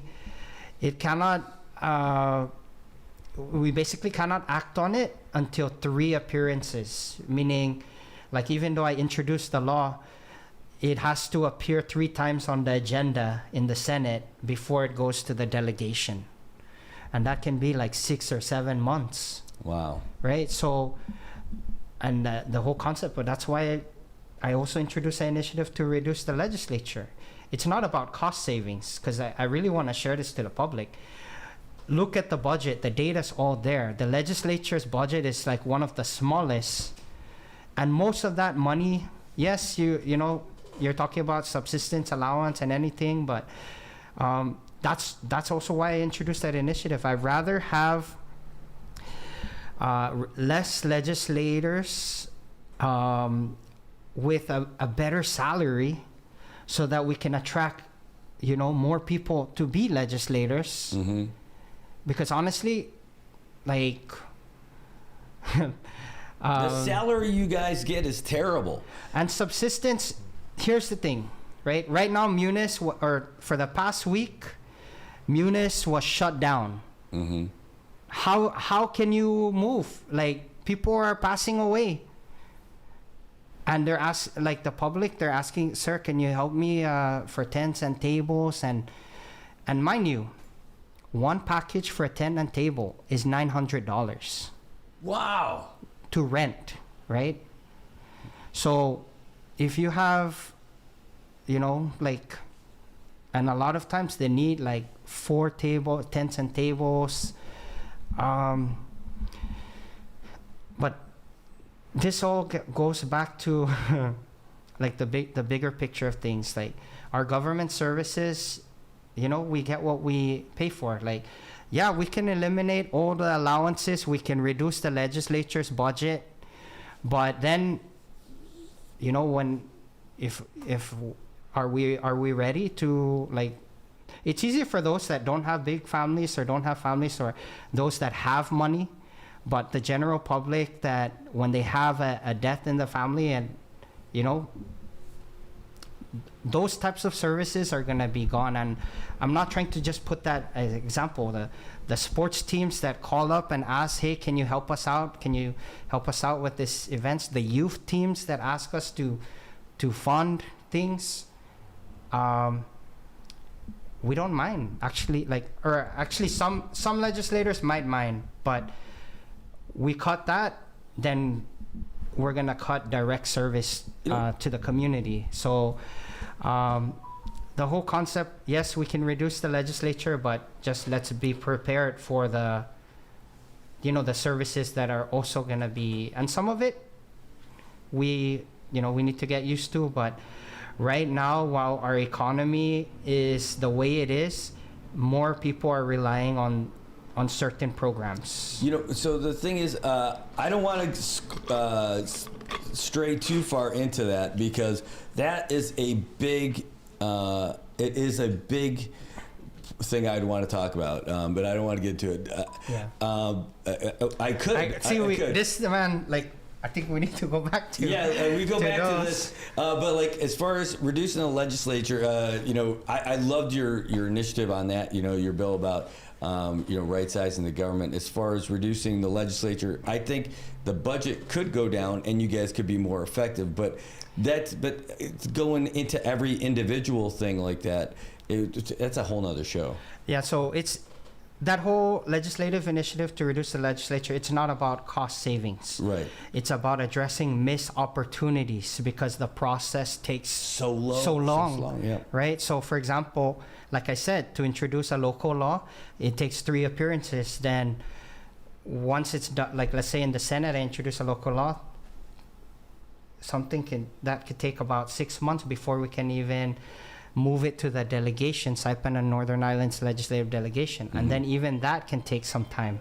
So the same thing when I was at NMC and I was an enrollment director, what frustrated me is all the missed opportunities we had. When I was an enrollment director, I set up a MOU with the largest educational institution in Japan, right? Like before I left. And they were willing to send foreign students here. Imagine we just have like 200 foreign students. That's millions into the economy. Out-of-state students, you've got housing, you've got food, you've got transportation, you've got tuition, you've got all the supplies, all this, all the impact that we would have locally. Like when I see that, what's the name? Is it Comfort Homes right across from NMC? Yeah. Like that could be a great dorms for NMC. Why do you think Triple J built it there? Yeah, that's a good idea. Because Triple J, like, if I watch these companies and they make strategic moves, right? So, and I'm not speaking for Triple J, but just as an outsider looking in, someone that understands like those kind of business moves. You get funding from the U.S. government maybe to build low-income housing. Then in a few years after you met the criteria with the federal government or the grantor, you can convert it to dorms or apartments. Even better, that was at the Riviera Hotel that's right next door, because it's right there and it's like a hotel setup. So former Governor Juan Babauta had this concept of the Pacific Gateway, right? And that's the challenge with our people is Governor Babauta had the foresight to see the potential. And the reason why I'm speaking about this is because that's what my master's thesis was about. Really? It was about NMC being a hub for education, meaning bringing foreign students in and at the same time serving our resident students. Because at that time, imagine if that Pacific Gateway project actually went through fruition, converting La Fiesta into basically a university or a college. One, we wouldn't have an abandoned building. 2, you would have educational tourism, meaning students would come and study like English, or they'll study, whatever major. At the same time, their parents will come over and visit them during the holidays. But a lot of people were against the whole concept, right? They didn't see what Governor Babauta saw, right? And someone who looks at the research and the data, the Open Doors report. Why didn't that work? I remember NMC moved a whole bunch of stuff over there and everything, and it just fell flat. So for me, like having worked at NMC, like even though it wasn't during that time, is internally, not everyone at NMC was probably on board. They were comfortable at Asterlaya campus. But they probably didn't see the potential for growth by moving to the mall. Nobody would argue that the NMC campus, save for now, right? You got the new student center and everything. Yeah. But back then, nobody could argue that the Asterlaya campus was going to be better than La Fiesta. La Fiesta back then was amazing. You have right now colleges that and universities in the States that basically look like hotels. Yeah. Right? So just to bring it back, right? Nobody really supported that. Even the legislature didn't support that Pacific Gateway project to basically make Saipan like the hub for education in the Asia Pacific region. So since then, universities like George Mason opened up in South Korea. Remember, our main market for tourism is South Korea, right? We could have easily had educational tourism happen here. Like famous golfers come here all the time to play golf.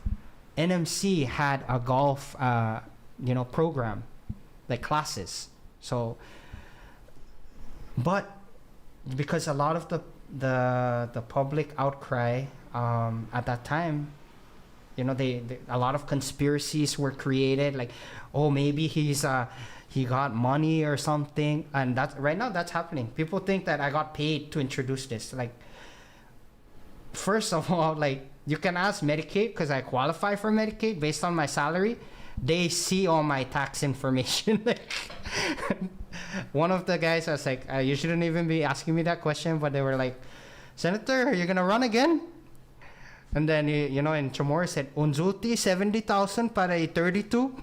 Like, meaning you gave up that salary for this salary. And I was like, hey, we shouldn't be talking about this at the store, but I'll think about it if I'm going to run again. But in reality, the point that I was trying to make is, one, nobody's paying me to do this, because why would any business person pay a legislator for an initiative when it's not even it takes time. There's no guarantee that it's gonna pass, right? Maybe in the past, and I don't blame the people for thinking that, oh, maybe Senator Castro got paid because he's introducing that and he has a lot of land. People, if you want to know how much land I got, I only have one property in Calavera, which is like, you cannot even appraise it because it's in the jungle. Man, other than my house. That's beautiful out there, by the way. Yeah. Hey, real fun. I have something that's going to blow you away. Are you ready for this? Yeah. We have someone else in studio with us today. His name is Derek Sasamoto from the Commonwealth Economic Development Authority. He has been so patient sitting down and hearing all of this stuff. And I know that you, in your press release, there's a comment in there from you, Derek. And so maybe we could ask you a couple of questions about this whole thing, kind of bring us back into it. By the way, Senator Castro, we could talk to you for like a week straight. We'll never be done with it. It's great. I've been trying to, but let's go. We could talk to you like all day. That's why it's a great conversation. But Derek, can you tell us a little bit about this? I mean, you've gotten to see it. You know what's going on with our economy, our state of it. You're actively going out trying to find investors in the CNMI from off island, in the U.S. and beyond. You've traveled all around to do just this. How does this factor in? Maybe your thoughts about this and like how this will help us. Well, when I heard of this initiative, like I said in the Senate, I support the intent of it, right? Because it's, it's going to give.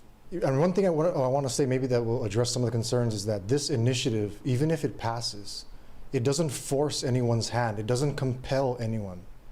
The extension up to 99 years is at the option of the landowner.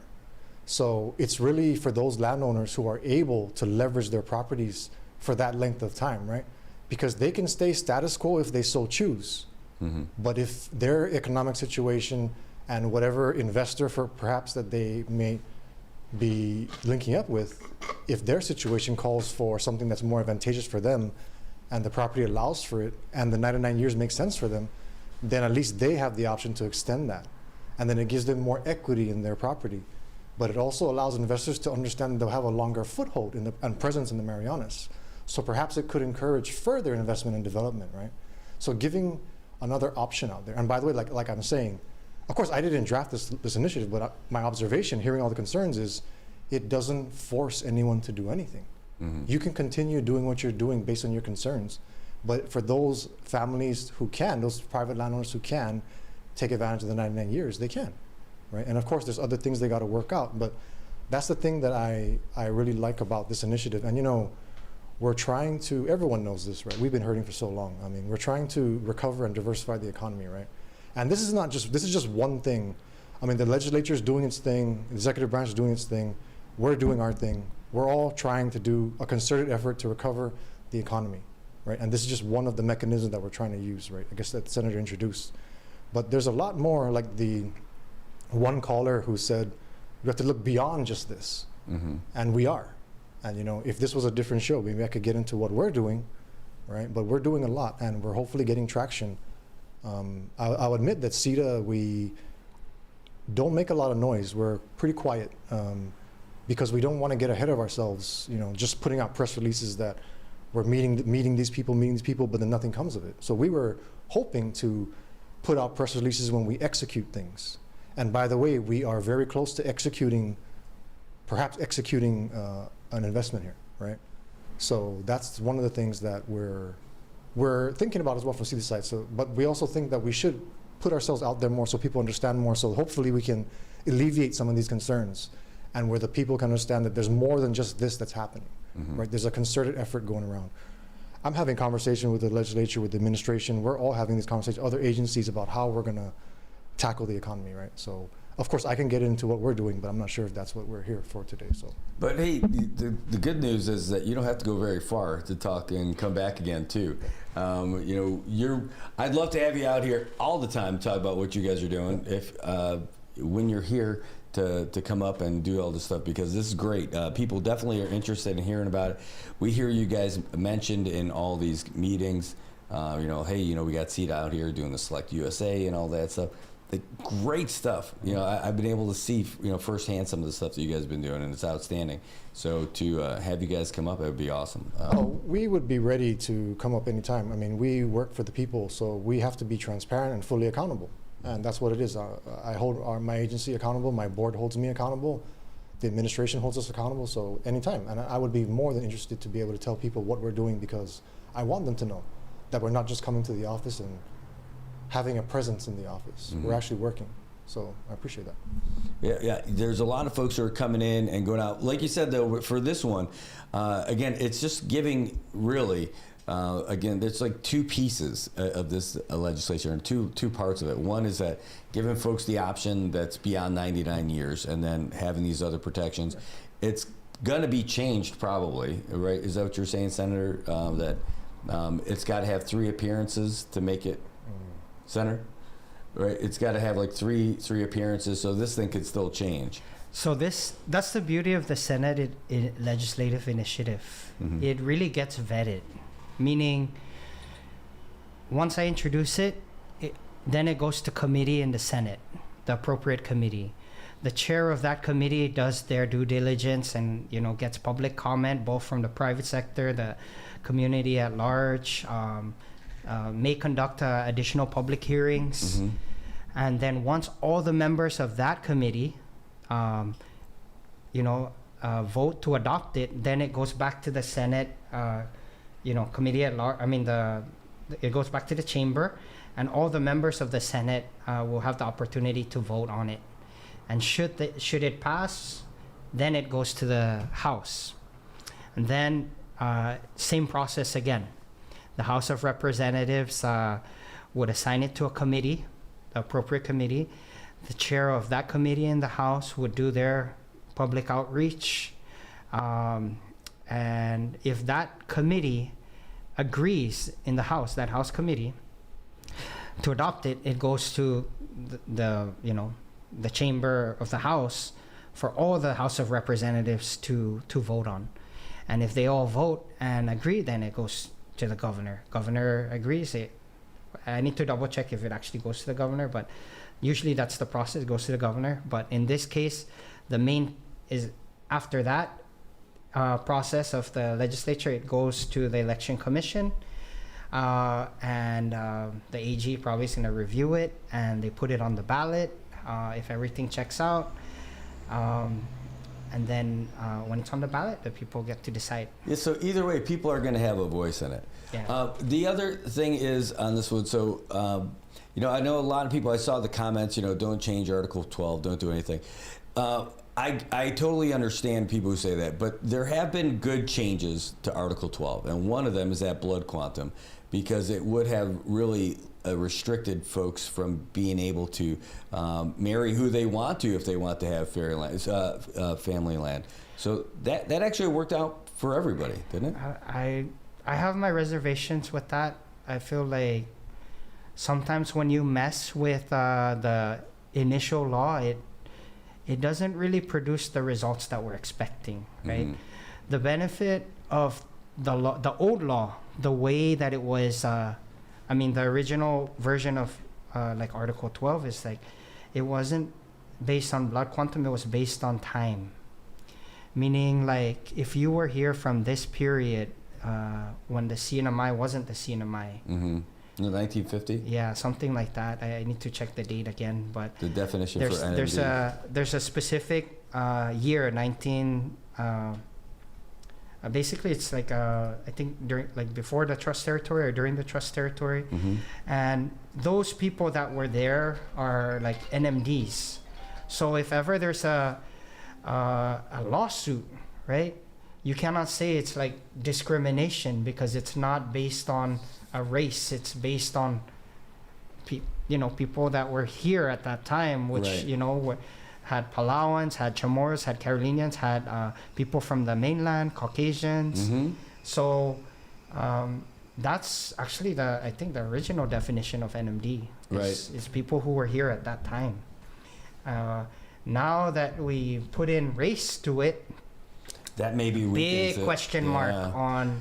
I thought that was the big savings for for Article 12 is that we can't get into one of those constitutional issues with the mainland because it wasn't a race-related thing. It was about the definition of when people were there.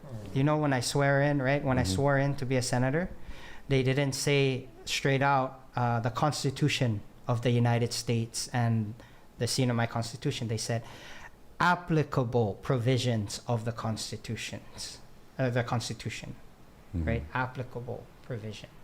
So, this is all basically when you're saying that, it's like not everything. So that's again a question for the courts, and we don't want to put in more bullets to get in trouble, right? So. You've been here for a marathon session. Saipan Marathon's coming back in March, but I feel like you guys have been marathoning right now. It's been like an hour and a half with no breaks. I just want to say, like, I want to extend my appreciation to Mr. Derek and SIDA. Our executive director is a very credentialed person, and he doesn't, he's not one of the types of people to toot their horn or whatever, but this is the kind of leadership we need in different agencies. Mm-hmm. We need people that see the root problem of things and, try to come to a solution. And, a lot of people told me that manufacturing is not possible, it requires all these raw materials. And you're talking to someone who studied manufacturing engineering for my first 2 years. I'm actually a machinist.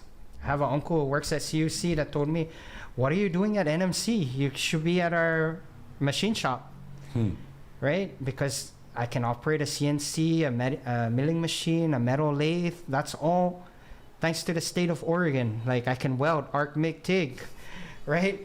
But it was more of a hobby for me. It was a passion, like, to make things for myself. And I couldn't see myself making parts for a company or someone else. So I switched my major to business, right? So, like some of these, when everyone was saying manufacturing is not possible, like, you need to dive deep into the research and see what is possible. Like, we are the perfect location, and the garment industry proved it. We just, The problem with the garment industry was we were too competitive, where we were eating the market share of garment factories in America, mainland America. So we became a threat. Mm-hmm. And then at the same time, the political dynamics that was happening with all the free trade agreements, all those factories in Chicago, like, you know, I remember when the AC units were all Carrier and then they turned into Gree. That's an effect of what happened when things beyond our control, you know, the US government like decided to have that free trade agreement and all the factories moved to China. Now we have a new administration that is trying to undo the damage that has been done, because all the jobs, when the factories moved to China, the American jobs moved with it. All our manufacturing. So you lost BGR, you lost income tax, you lost skill, because our schools were, like in mainland America, the schools were designed to teach people how to be, you know, like how to learn those kind of skills, right? So now what's happening is because we move the US government, I'm talking like as an American citizen, we moved all the factories to Asia. So all those people that were our machinists, our engineers, that knowledge is gone. So now what you have is when the factories are being built in Georgia, they're recruiting from South Korea because we don't have that engineering know-how that we used to have. Mm-hmm. It is right? totally true. So things that happen in the mainland, they have an effect on the CNMI, because what happened with that free trade agreement, it also killed our garment industry. But now that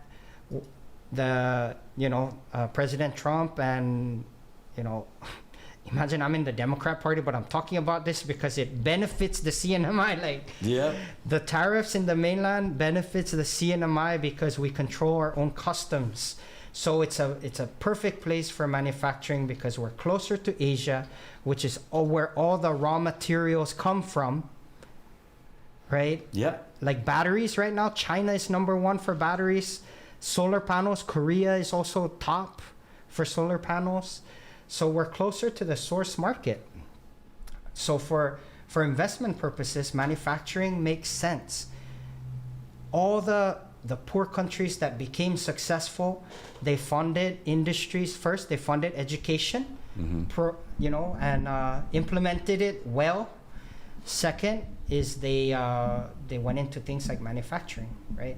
And CETA is doing a lot of great work trying to lure. A lot of people said, you know, so like I support CETA going and traveling, like that is justifiable, right? Yeah. Please continue to travel and do your promotions, because it cannot just be MVA. Well, MVA is for tourists. These guys are like for everything, for our economic driver. Like literally, I was so impressed that you guys were going out to these major things to say, hey, look, there's a little corner of the U.S. over here in the Pacific where you can get around all your tariff stuff.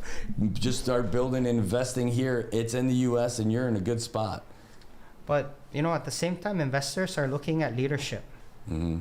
And if they cannot trust the government, if they cannot trust the government process, that's when they walk away, right? So we also have to make sure that our agencies are, you know, they have customer experience skills. They actually want to be there.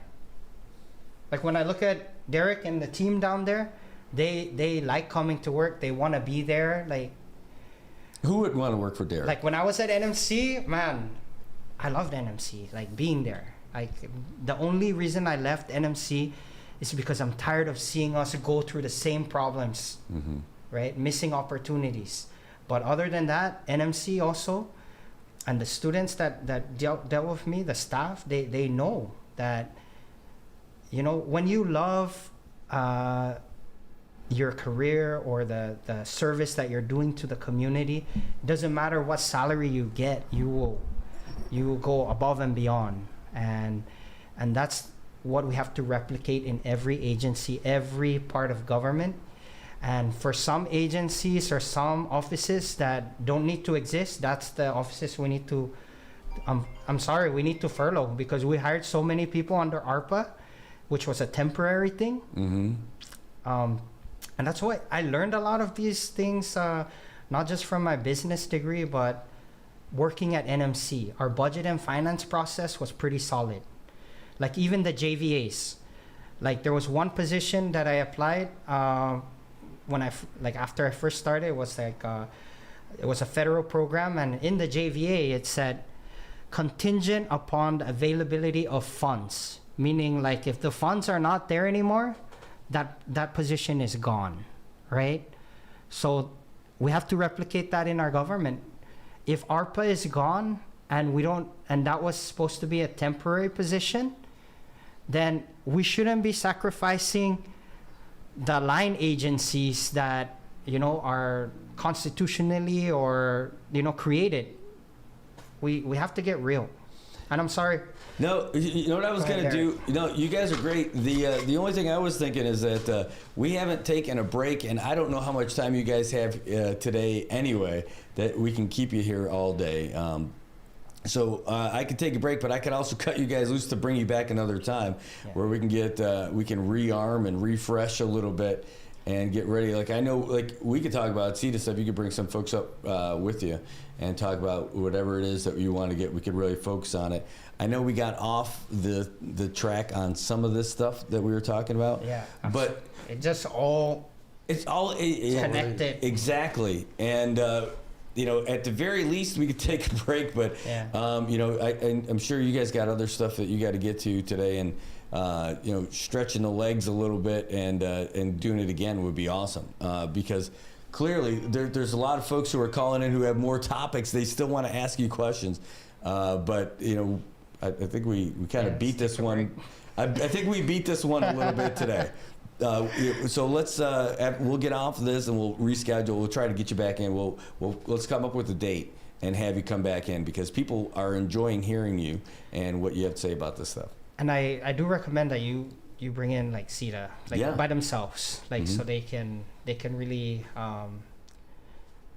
you know, talk about their programs. I think we may alleviate some of the concern and maybe provide some hope for the future based on what we're doing. We've been working really hard and making some progress, so building a lot of momentum.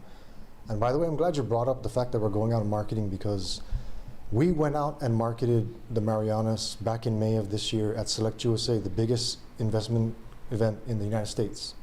And because of that, literally now we're getting invited, CETA is getting invited by United States trade offices from all around the world to come and market the Marianas, because they called us, the trade offices called us the best kept secret of the United States. And we are, because I believe we have not promoted the Marianas. We haven't packaged all the benefits we have to offer, I think, effectively in the past, but we're trying to change that.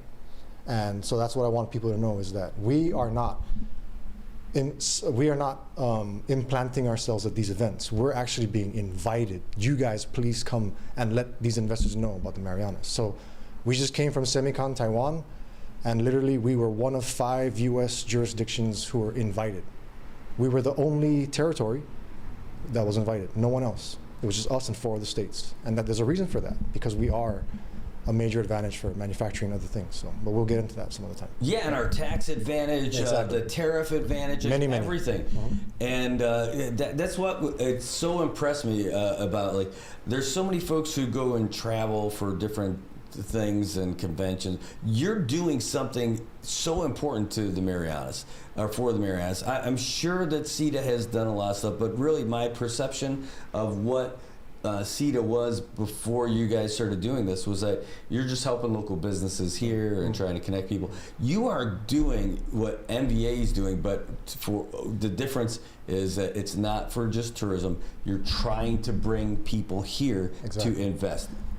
We're trying to recover the economy by diversifying it, creating jobs, right? Bringing people back, reversing the trend of out-migration, creating a tax base, right? All the trickle-down effects of what this can do, right?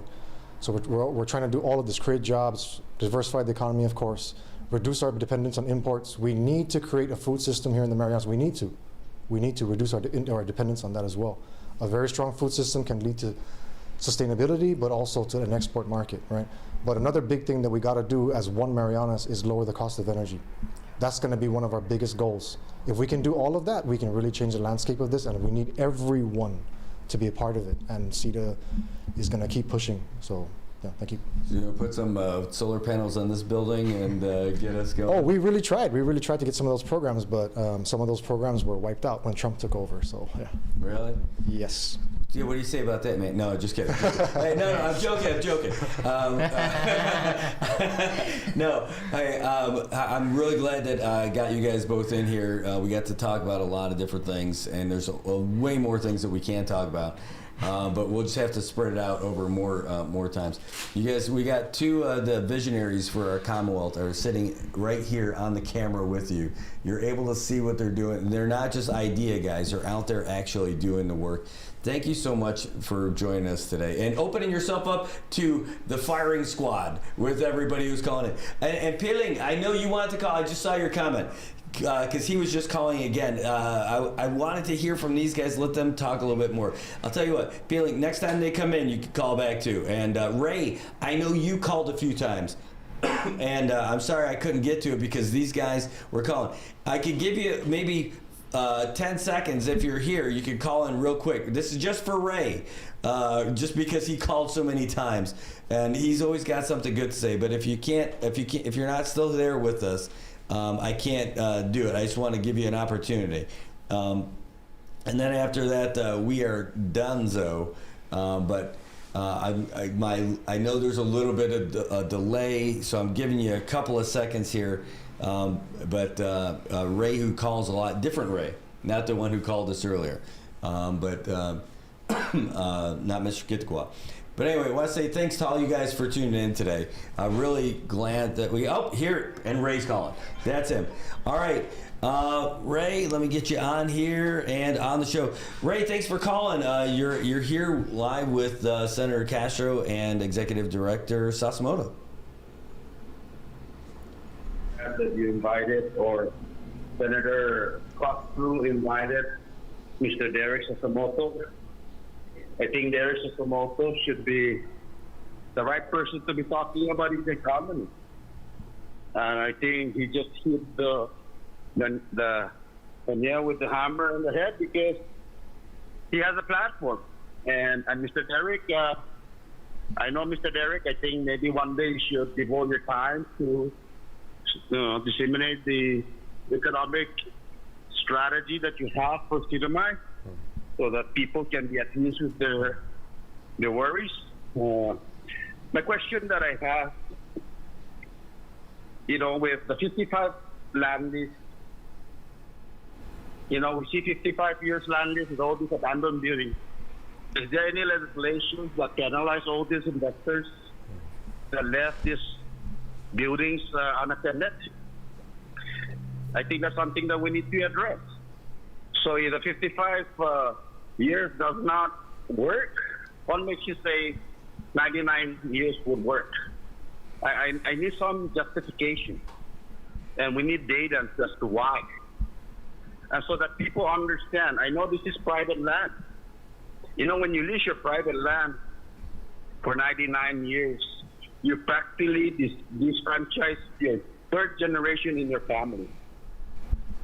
And it's actually just selling your land. I know it's about the economy, but it is not the right interest, it's not the best interest of our community to really absorb the negligence of the government.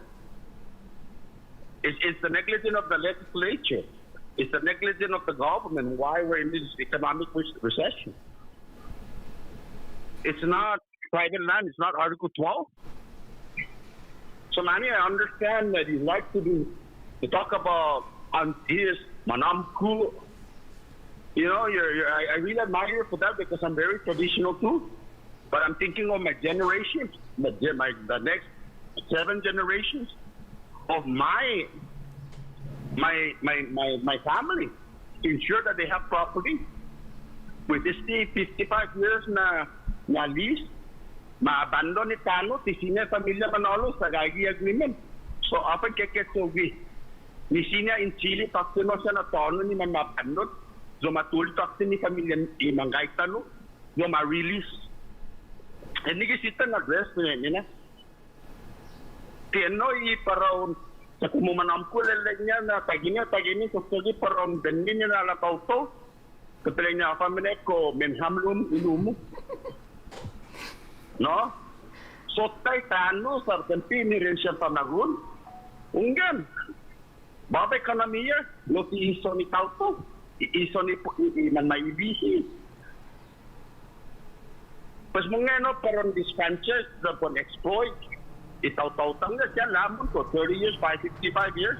So let's address the abandoned buildings that just shooting around here. And let's give it back to the landlords. Get that legislation and work. The question, does your legislation align with CEDA? So justify why 55 did not work to increase to 99. That I want to hear. What came you to that conclusion? If I'm going to go to man homeless, man nakikilang kuma sa itapanihan, ito man ay no? Tisinya matuli ni rin niya tapi sa magalis. Sa tebe ng tungos to nani. I-homestead program kung mamatay dos manyay namon eh. Esta famagun mo ti maniligibo. Esta famagun kaya na marama ti maniligibo pa po homestead program. Tapos mano siya gato na eh. E nigi ko argument. Mano siya gato. Kaya problema ng gobyerno na eh. Di problema ng tauto. Problema nido naman mailiin sa man na appreciam yo. Na parin nalalay ekonomiya. Esta kwanto ten mo nido para munagan. Just thousand asukisiri. Residary tinansi.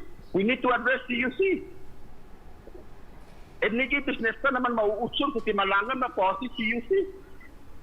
And nigi siya din nido component ni David in address. Aregla along gumanita na ito. Antes kita panugong. Kasi there is a question. How does the perspective ng investors na papanalong gini? Kwanto pong garantiya na papanalong papanalong mga po maksa manufacturers? Asa na pong garantiya? Jangi patasogin. Sa unan na hope, itaw-taw ni private owners. Loko, why investors system man gisto? Man content po ni apa sa ilay gini dan apa sa problema pa gini.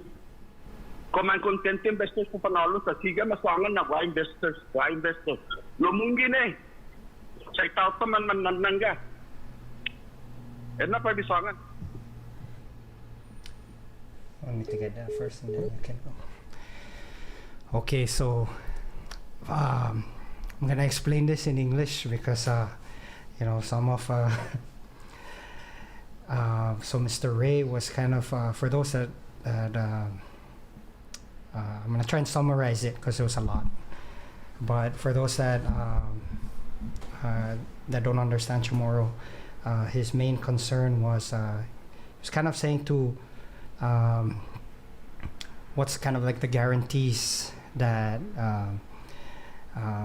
first of all he was saying like the problems are it's kind of like not really on this 99-year lease. It's more of the government's fault over the years, which I really do agree with Mr. Ray. A lot of the legislation, like if we look at the original law, I'll use business license for example.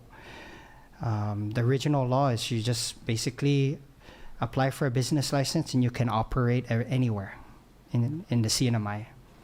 But over the years, like the departments, they saw it as maybe a better way to generate revenue is to make it per location. So now even if you have a fish mart in Susupi, like you're selling fish, if you're gonna operate in Garapan, you need a different business license because that's not the same location.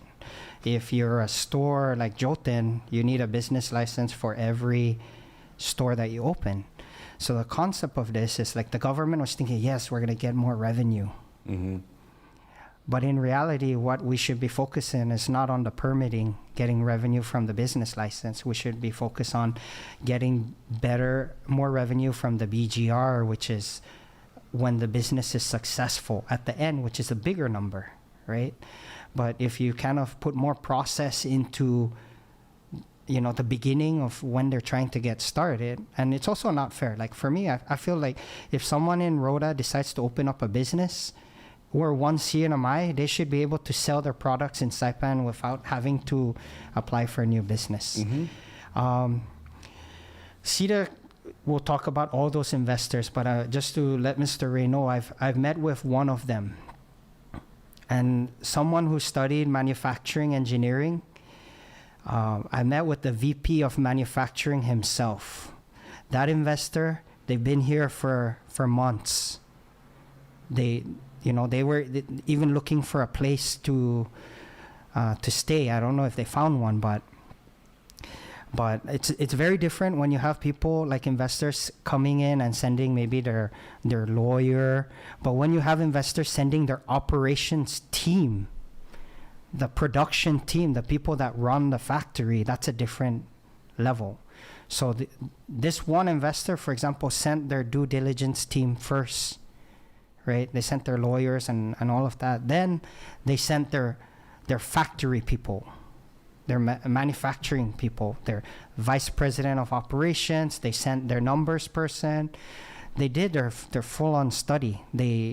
Initially they were going to be on Guam, but they heard about the CNMI and the CNMI has better benefits.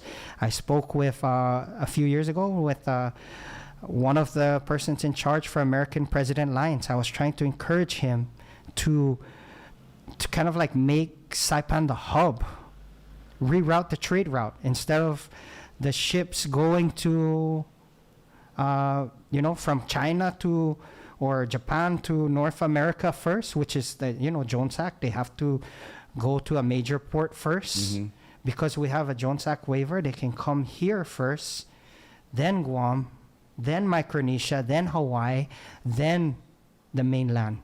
So what ends up happening is the main market, which is North America, pays for our shipping for the Pacific. And basically, that's what we used to have with the garment industry. And that's why everything was cheaper. But that person from APL, when they say, the port fees at CNMI is cheaper, there's more space. In Guam, it's very expensive.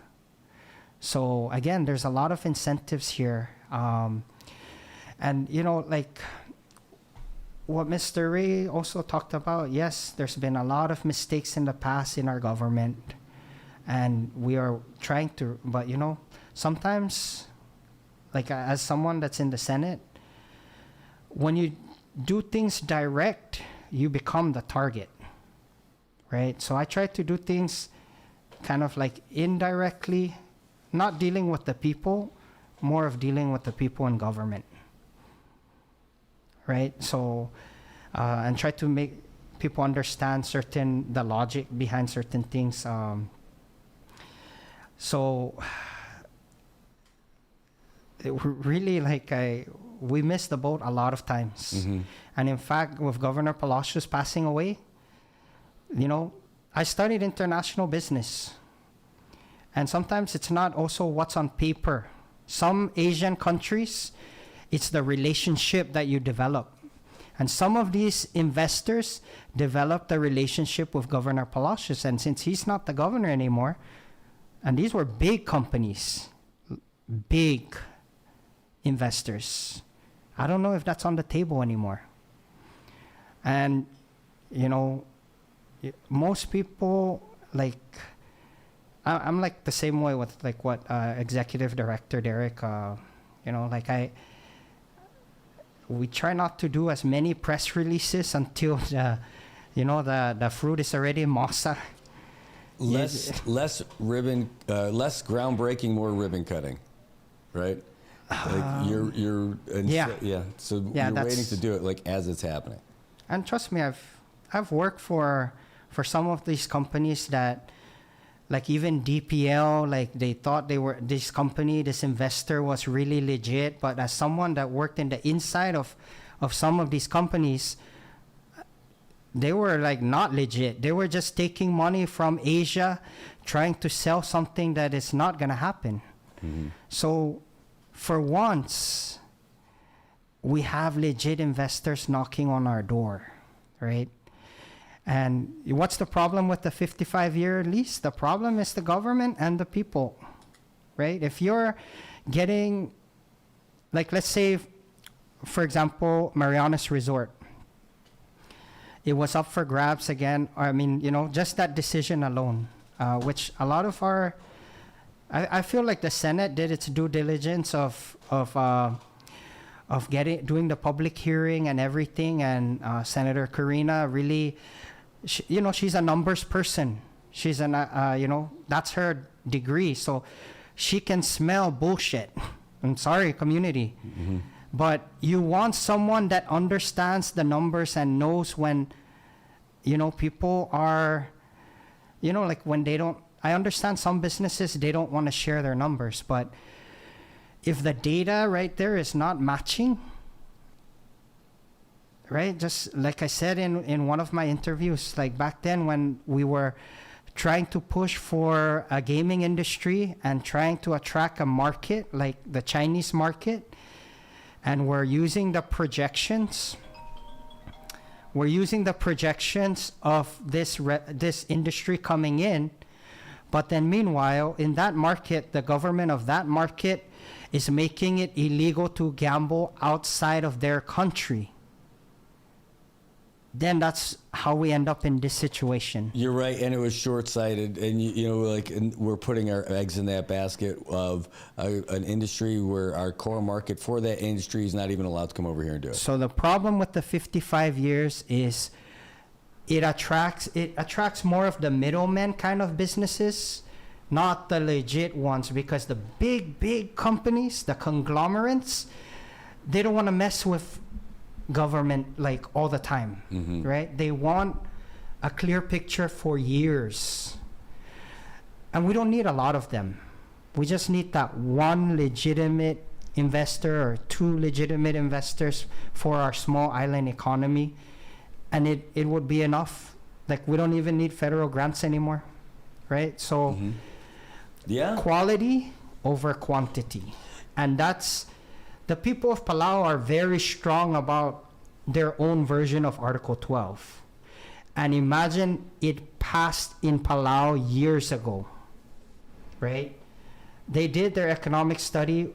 I did my research as well, and I know we're still gonna continue to look into this. But that's my answer to Mr. Ray. Like, we cannot erase the mistakes of the past, but what we can do is learn from it, really dive deep into the data, and come up with a solution, a product that is gonna really revive our economy. And that's what we're trying to do here. It's not just this that's gonna save the economy.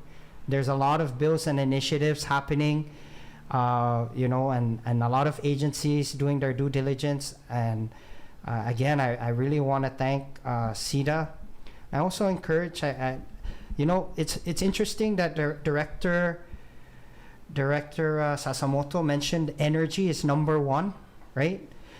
When I was running for Senate, that's the first thing I tried to tell like Governor Palacios, like, we really need to talk about energy.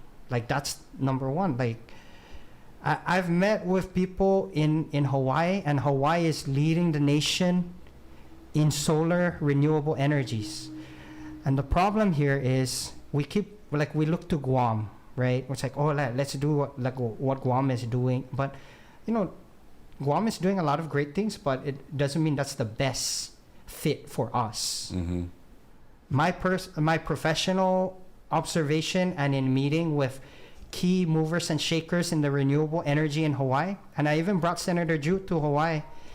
And mind you, a lot of this, like, I'm a member of the Blue Planet Alliance, which is a nonprofit, like, focus on moving islands to be renewable, because it just makes economic sense. It's good for the environment, it's good for the economy. it costs a lot in the beginning, but what's different is the cost is fixed over time. So whether you're getting money from the bank to loan or the government is giving you a subsidy, your power bill can be like $100 every month for the next 40 years, but you just need to invest in the beginning, right? And I don't know what kind of things are going on in our government, but apparently our energy portfolio has been black, like we're the last in Micronesia. Like Palau is more advanced in renewable energy than the CNMI. Guam is ahead. You know, they have a bigger economy, but you know, like it's embarrassing when we give our energy portfolio and other countries that have less budget are more advanced than us, right? Mm-hmm. So, yes, Mr. Ray did bring up energy. Director said the same thing, and that's where our funding should be focused on. That's one, economic development is one component. When we had our public hearing with DPL, Uncle Roman Beneventi, Rep Beneventi, was concerned about the homestead, right? Mm-hmm. Like if we give up some public land, there's less homestead available for our people. We got to ask ourselves our question. In the 80s and 90s, when we had a lot of homestead, what was happening? We had a garment industry at its peak. We had a tourism industry at its peak. You know, there's like how many 747 jumbo jets coming in? All the buses at the airport were full. The 747s were full of passengers, tourists, and the bottom of the belly of the 747 had all the garment industry products. We had the GDP, meaning we had the economy because of those big industries to fund homestead, right? So that's why you see a lot of homestead, because the government had enough money from all that GDP to fund the power, the water that goes into the homestead. So it's like you have to ask yourself, okay, we can reserve this land for homestead, but are we ever going to have the money to develop it for homestead? Mm-hmm. But if we bring in this business, just one, a legitimate one that can give us the GDP to fund our infrastructure projects. And unfortunately, I don't blame Mr. Ray for his sentiment about the government. In fact, that's why I ran for office, is because I share his sentiment. I really do. It's just, and that's the bigger component of why, you know, if you notice a lot of my legislations, a lot of people may not understand it, but I'm trying to solve the root problem indirectly.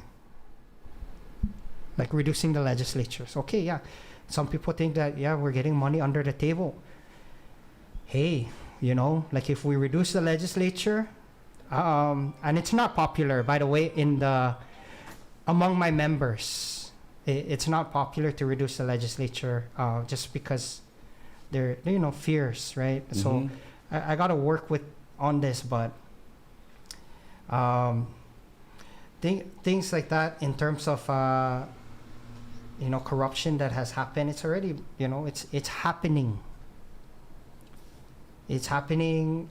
I don't know, you know, I'm not saying the legislature, but I'm saying we know that it's happening in certain places of our government.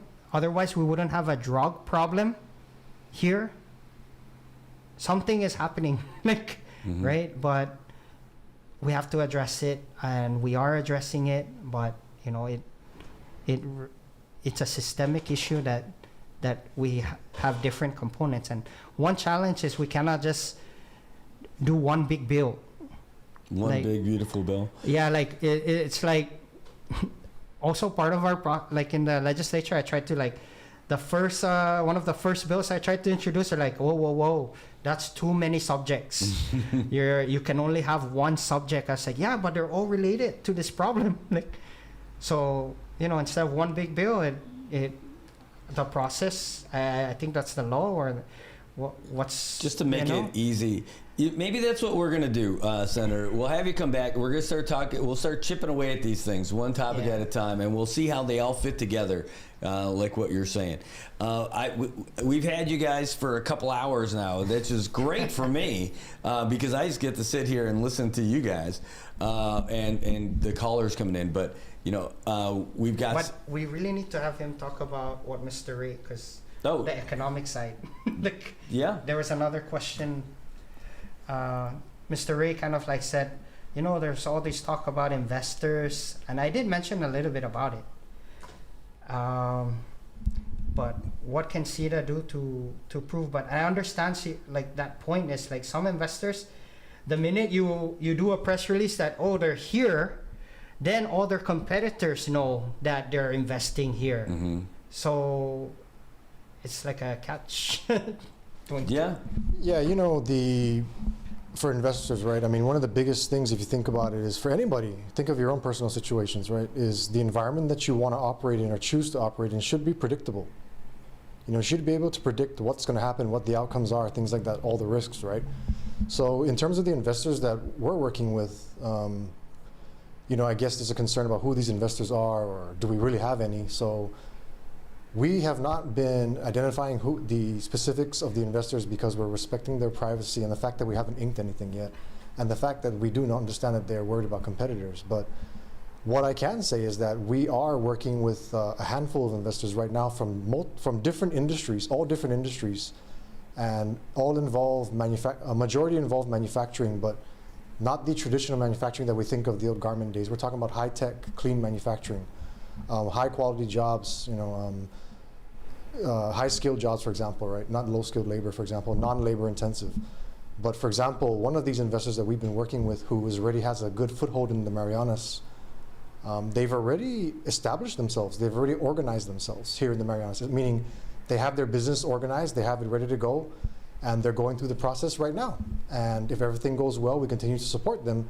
We may be hearing a major announcement, you know, quite soon, hopefully. And we have other investors in the works from, like I said, from other industries as well, who are actually going through the process too as well, with public lands as well as our QC, things like that. So we are actively engaging, and you know, we're going to continue to do this, and we're going to be going out doing more promotions because we're being invited, and we're going to continue trying to build the momentum. And actually we have, we just went to Taiwan, like I mentioned, and I'm actually have investors from Taiwan coming here at the end of this month. In the agribusiness and biotechnology industries, because they're very interested now in setting up operations here.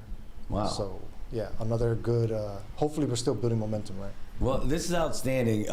We're going to wrap up, but I want, after we get off the air, just want to see if we can pick a date for next week for you guys to come up and talk about this stuff, because there's so much to get to. Yeah. I have a place to get to too. I still have to pack up all my stuff to go. We've got a proclamation thing coming on in a little bit. And Senator, we'd love to have you come back on too. It's a ton of stuff. Yeah. There's so much stuff. All right, real quick, any last minute things? Well, I'll give it to you first, Director. Last minute things, I guess, you know, we have to understand that, you know, of course, it's easy to blame government. I can understand.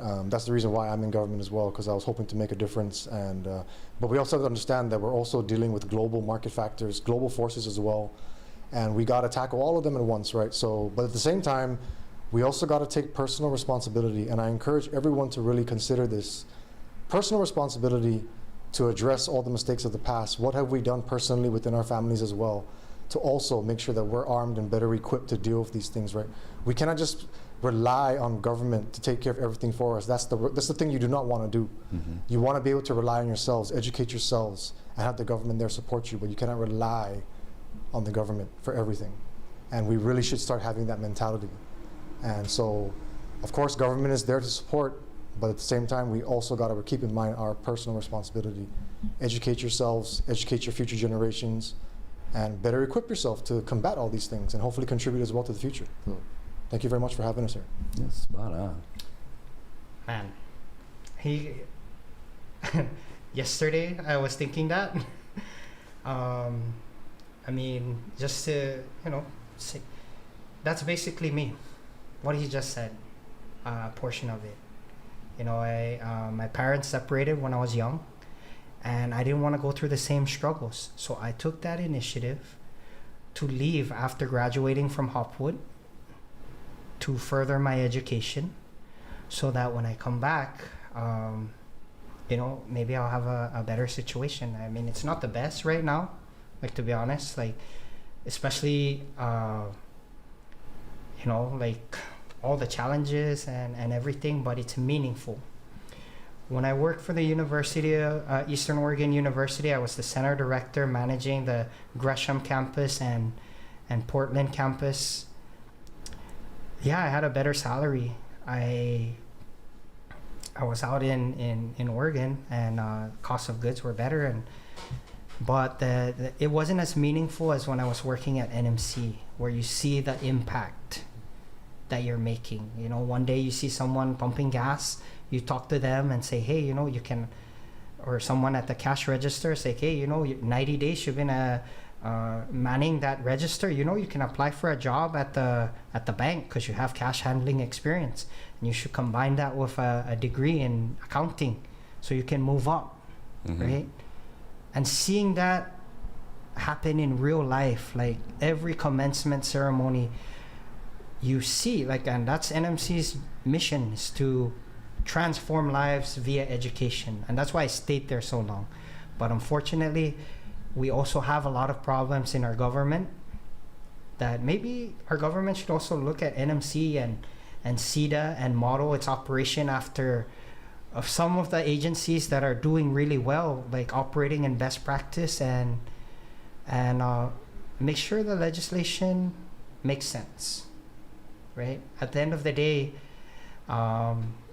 the whole blueprint of our covenant is to improve the quality of our lives for our people, right? And as long as we stay the course with that blueprint through our laws, through our implementation of our laws, then we would never be in the situation that we're in right now. So I just want to thank you for your time. I want to thank our people. I want to thank all our government employees and private sector employees, but most of all, a lot of our emergent leaders. And why is that? Why am I saying emergent? An emergent leader is someone that doesn't really care for the title, the power, but they step up when they see a problem that they can fix. And there's a lot out there. The unfortunate part is, you know, because of politics, like the wrong person ends up in the position. But I'm really glad that Mr. Derek was elevated to the position he is in now. Because to be honest, if you look at this guy's credential, and I'm not trying to boast him up, I'm just stating the facts. Like, he can be anywhere. I can be anywhere. Like, I was in the States, like, for a short period, but not only for education, but I worked at a university in the States, but I came back because it's not as meaningful as the service that you're seeing here, like when you give to the people here. That's great, and that's a great note to end on for us today too, because just being here is great. I want to say thank you so much, Senator Manny, for taking the time, lots of it, to help us out today, and then for coming back in the future. Executive Director, thank you so much for being here too. Some great insight, and we're going to bring you back hopefully next week, as soon as next week, to hear more about it. But you're right, the self-sufficiency, control the controllables, some great Brett, notes. can I just add one last, like, based on what he said? There are government programs out there, both on the federal and local level, to help you improve your life. So please take the initiative right now. Whenever there's a downturn in the economy, it's the best time to retool and upskill, yourself. So to our general public, we're always gonna, if we rely on the government to save us, like that's going to be a problem in itself, right? So we also have to take the initiative ourselves to look at, do some reflection and see how we can help ourselves at the same time help our larger community. Thank you. Thank you. And I'm not saying, we're not there to help you, but what I'm saying is there's programs to help everyone. Well, that's great, and that's great for us because retooling is what we need to do here too. All right, we're gonna get you a news update, and then we're out of here, folks. Thanks for tuning in today. We'll be back here Monday through Friday. It is a weekday morning show. We got a press conference coming up in a little bit, and we'll have more. But here's your latest. Actually, it's not the latest. Let me refresh. This should be the latest because it just came out from the Associated Press. So let's get you that one right now. AP News, I'm Ben Thomas. President Trump says Israel and Hamas have agreed to the first phase of his peace plan for Gaza to pause fighting and release at least some hostages and prisoners. He writes this means that all of the hostages will be released very soon, and Israel will withdraw their troops to an agreed-upon line. Earlier in the day, he said, It's something I think that will happen, got a good chance of happening. I may go there sometime toward the end of the week. The European Union's top official Ursula von der Leyen's warning that Russia is ramping up its aggression with airspace violations, sabotage, and cyber attacks. One incident may be a mistake. 2 incidents a coincidence. But 3, 5, 10. This is a deliberate and targeted grey zone campaign against Europe. Donahue has the latest on the possibility of more interest rate cuts. Minutes from last month's meeting show a majority of Fed officials feel there is a greater chance unemployment would rise, and the risk of rising inflation has either diminished or not increased. Only one official formally dissented from the quarter-point rate cut in September, Stephen Myron, who was appointed by President Trump. He wanted a bigger cut, but the minutes underscore the deep division on the committee between those who feel the Fed's short-term rate is too high and weighing on the economy, and those who point to persistent inflation as a reason to remain cautious. Chair Jerome Powell explained it this way. It's not incredibly obvious what to do, so we have to keep our eye on inflation. At the same time, we cannot ignore and must keep our eye on maximum employment. Ed Donahue, Washington. Stocks resumed their climb today. The S&P up 0.6% to set another closing high. The Nasdaq jumping 1.1% to its own record. But the Dow fell ever so slightly, losing a little more than a point. This is AP News. 30 paintings by Bob Ross to be auctioned to support public television stations. After Congress cut $1.1 billion in public broadcasting funding. And start at the top and work downward. The first 3 paintings will be auctioned November 11th in Los Angeles. Bob Ross spent 11 years with the joy of painting for public broadcasting. Lighter and lighter. The former Air Force drill sergeant, known for his calm demeanor and encouraging words, died in 1995, but his shows enjoyed a resurgence in popularity during the COVID lockdowns. And that quickly we've laid in a happy little sky. All profits will help public TV stations with licensing fees for popular programs that include The Best of Joy of Painting, America's Test Kitchen, and This Old House. I'm Lisa Dwyer. There are more stories at apnews.com. I'm Ben Thomas. Thanks for listening. Hey, bro, can I grab your bush? Yeah, man, go for it. Right on. Thanks, bro. Hey, bro, can I grab your bush too? Sure, bro. Go ahead. Thanks.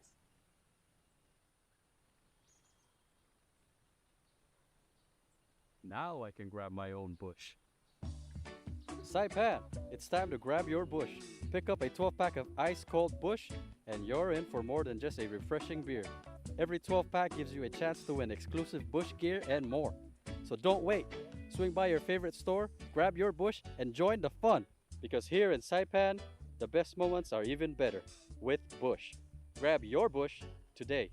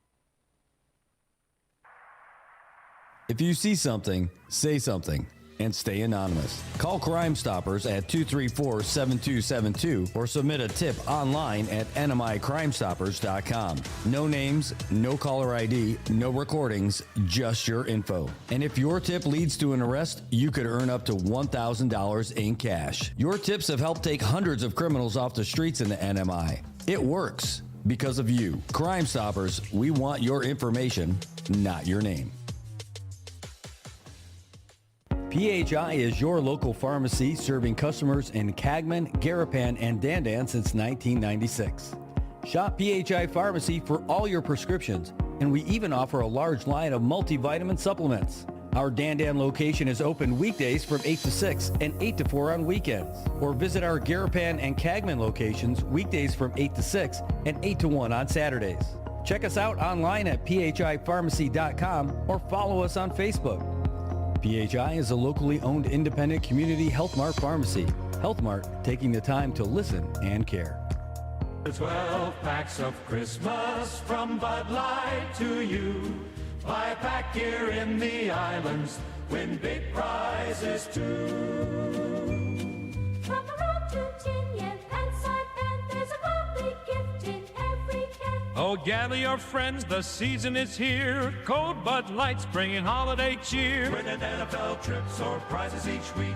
Game day memories you'll want to keep. It's the 12 packs of Christmas from Bud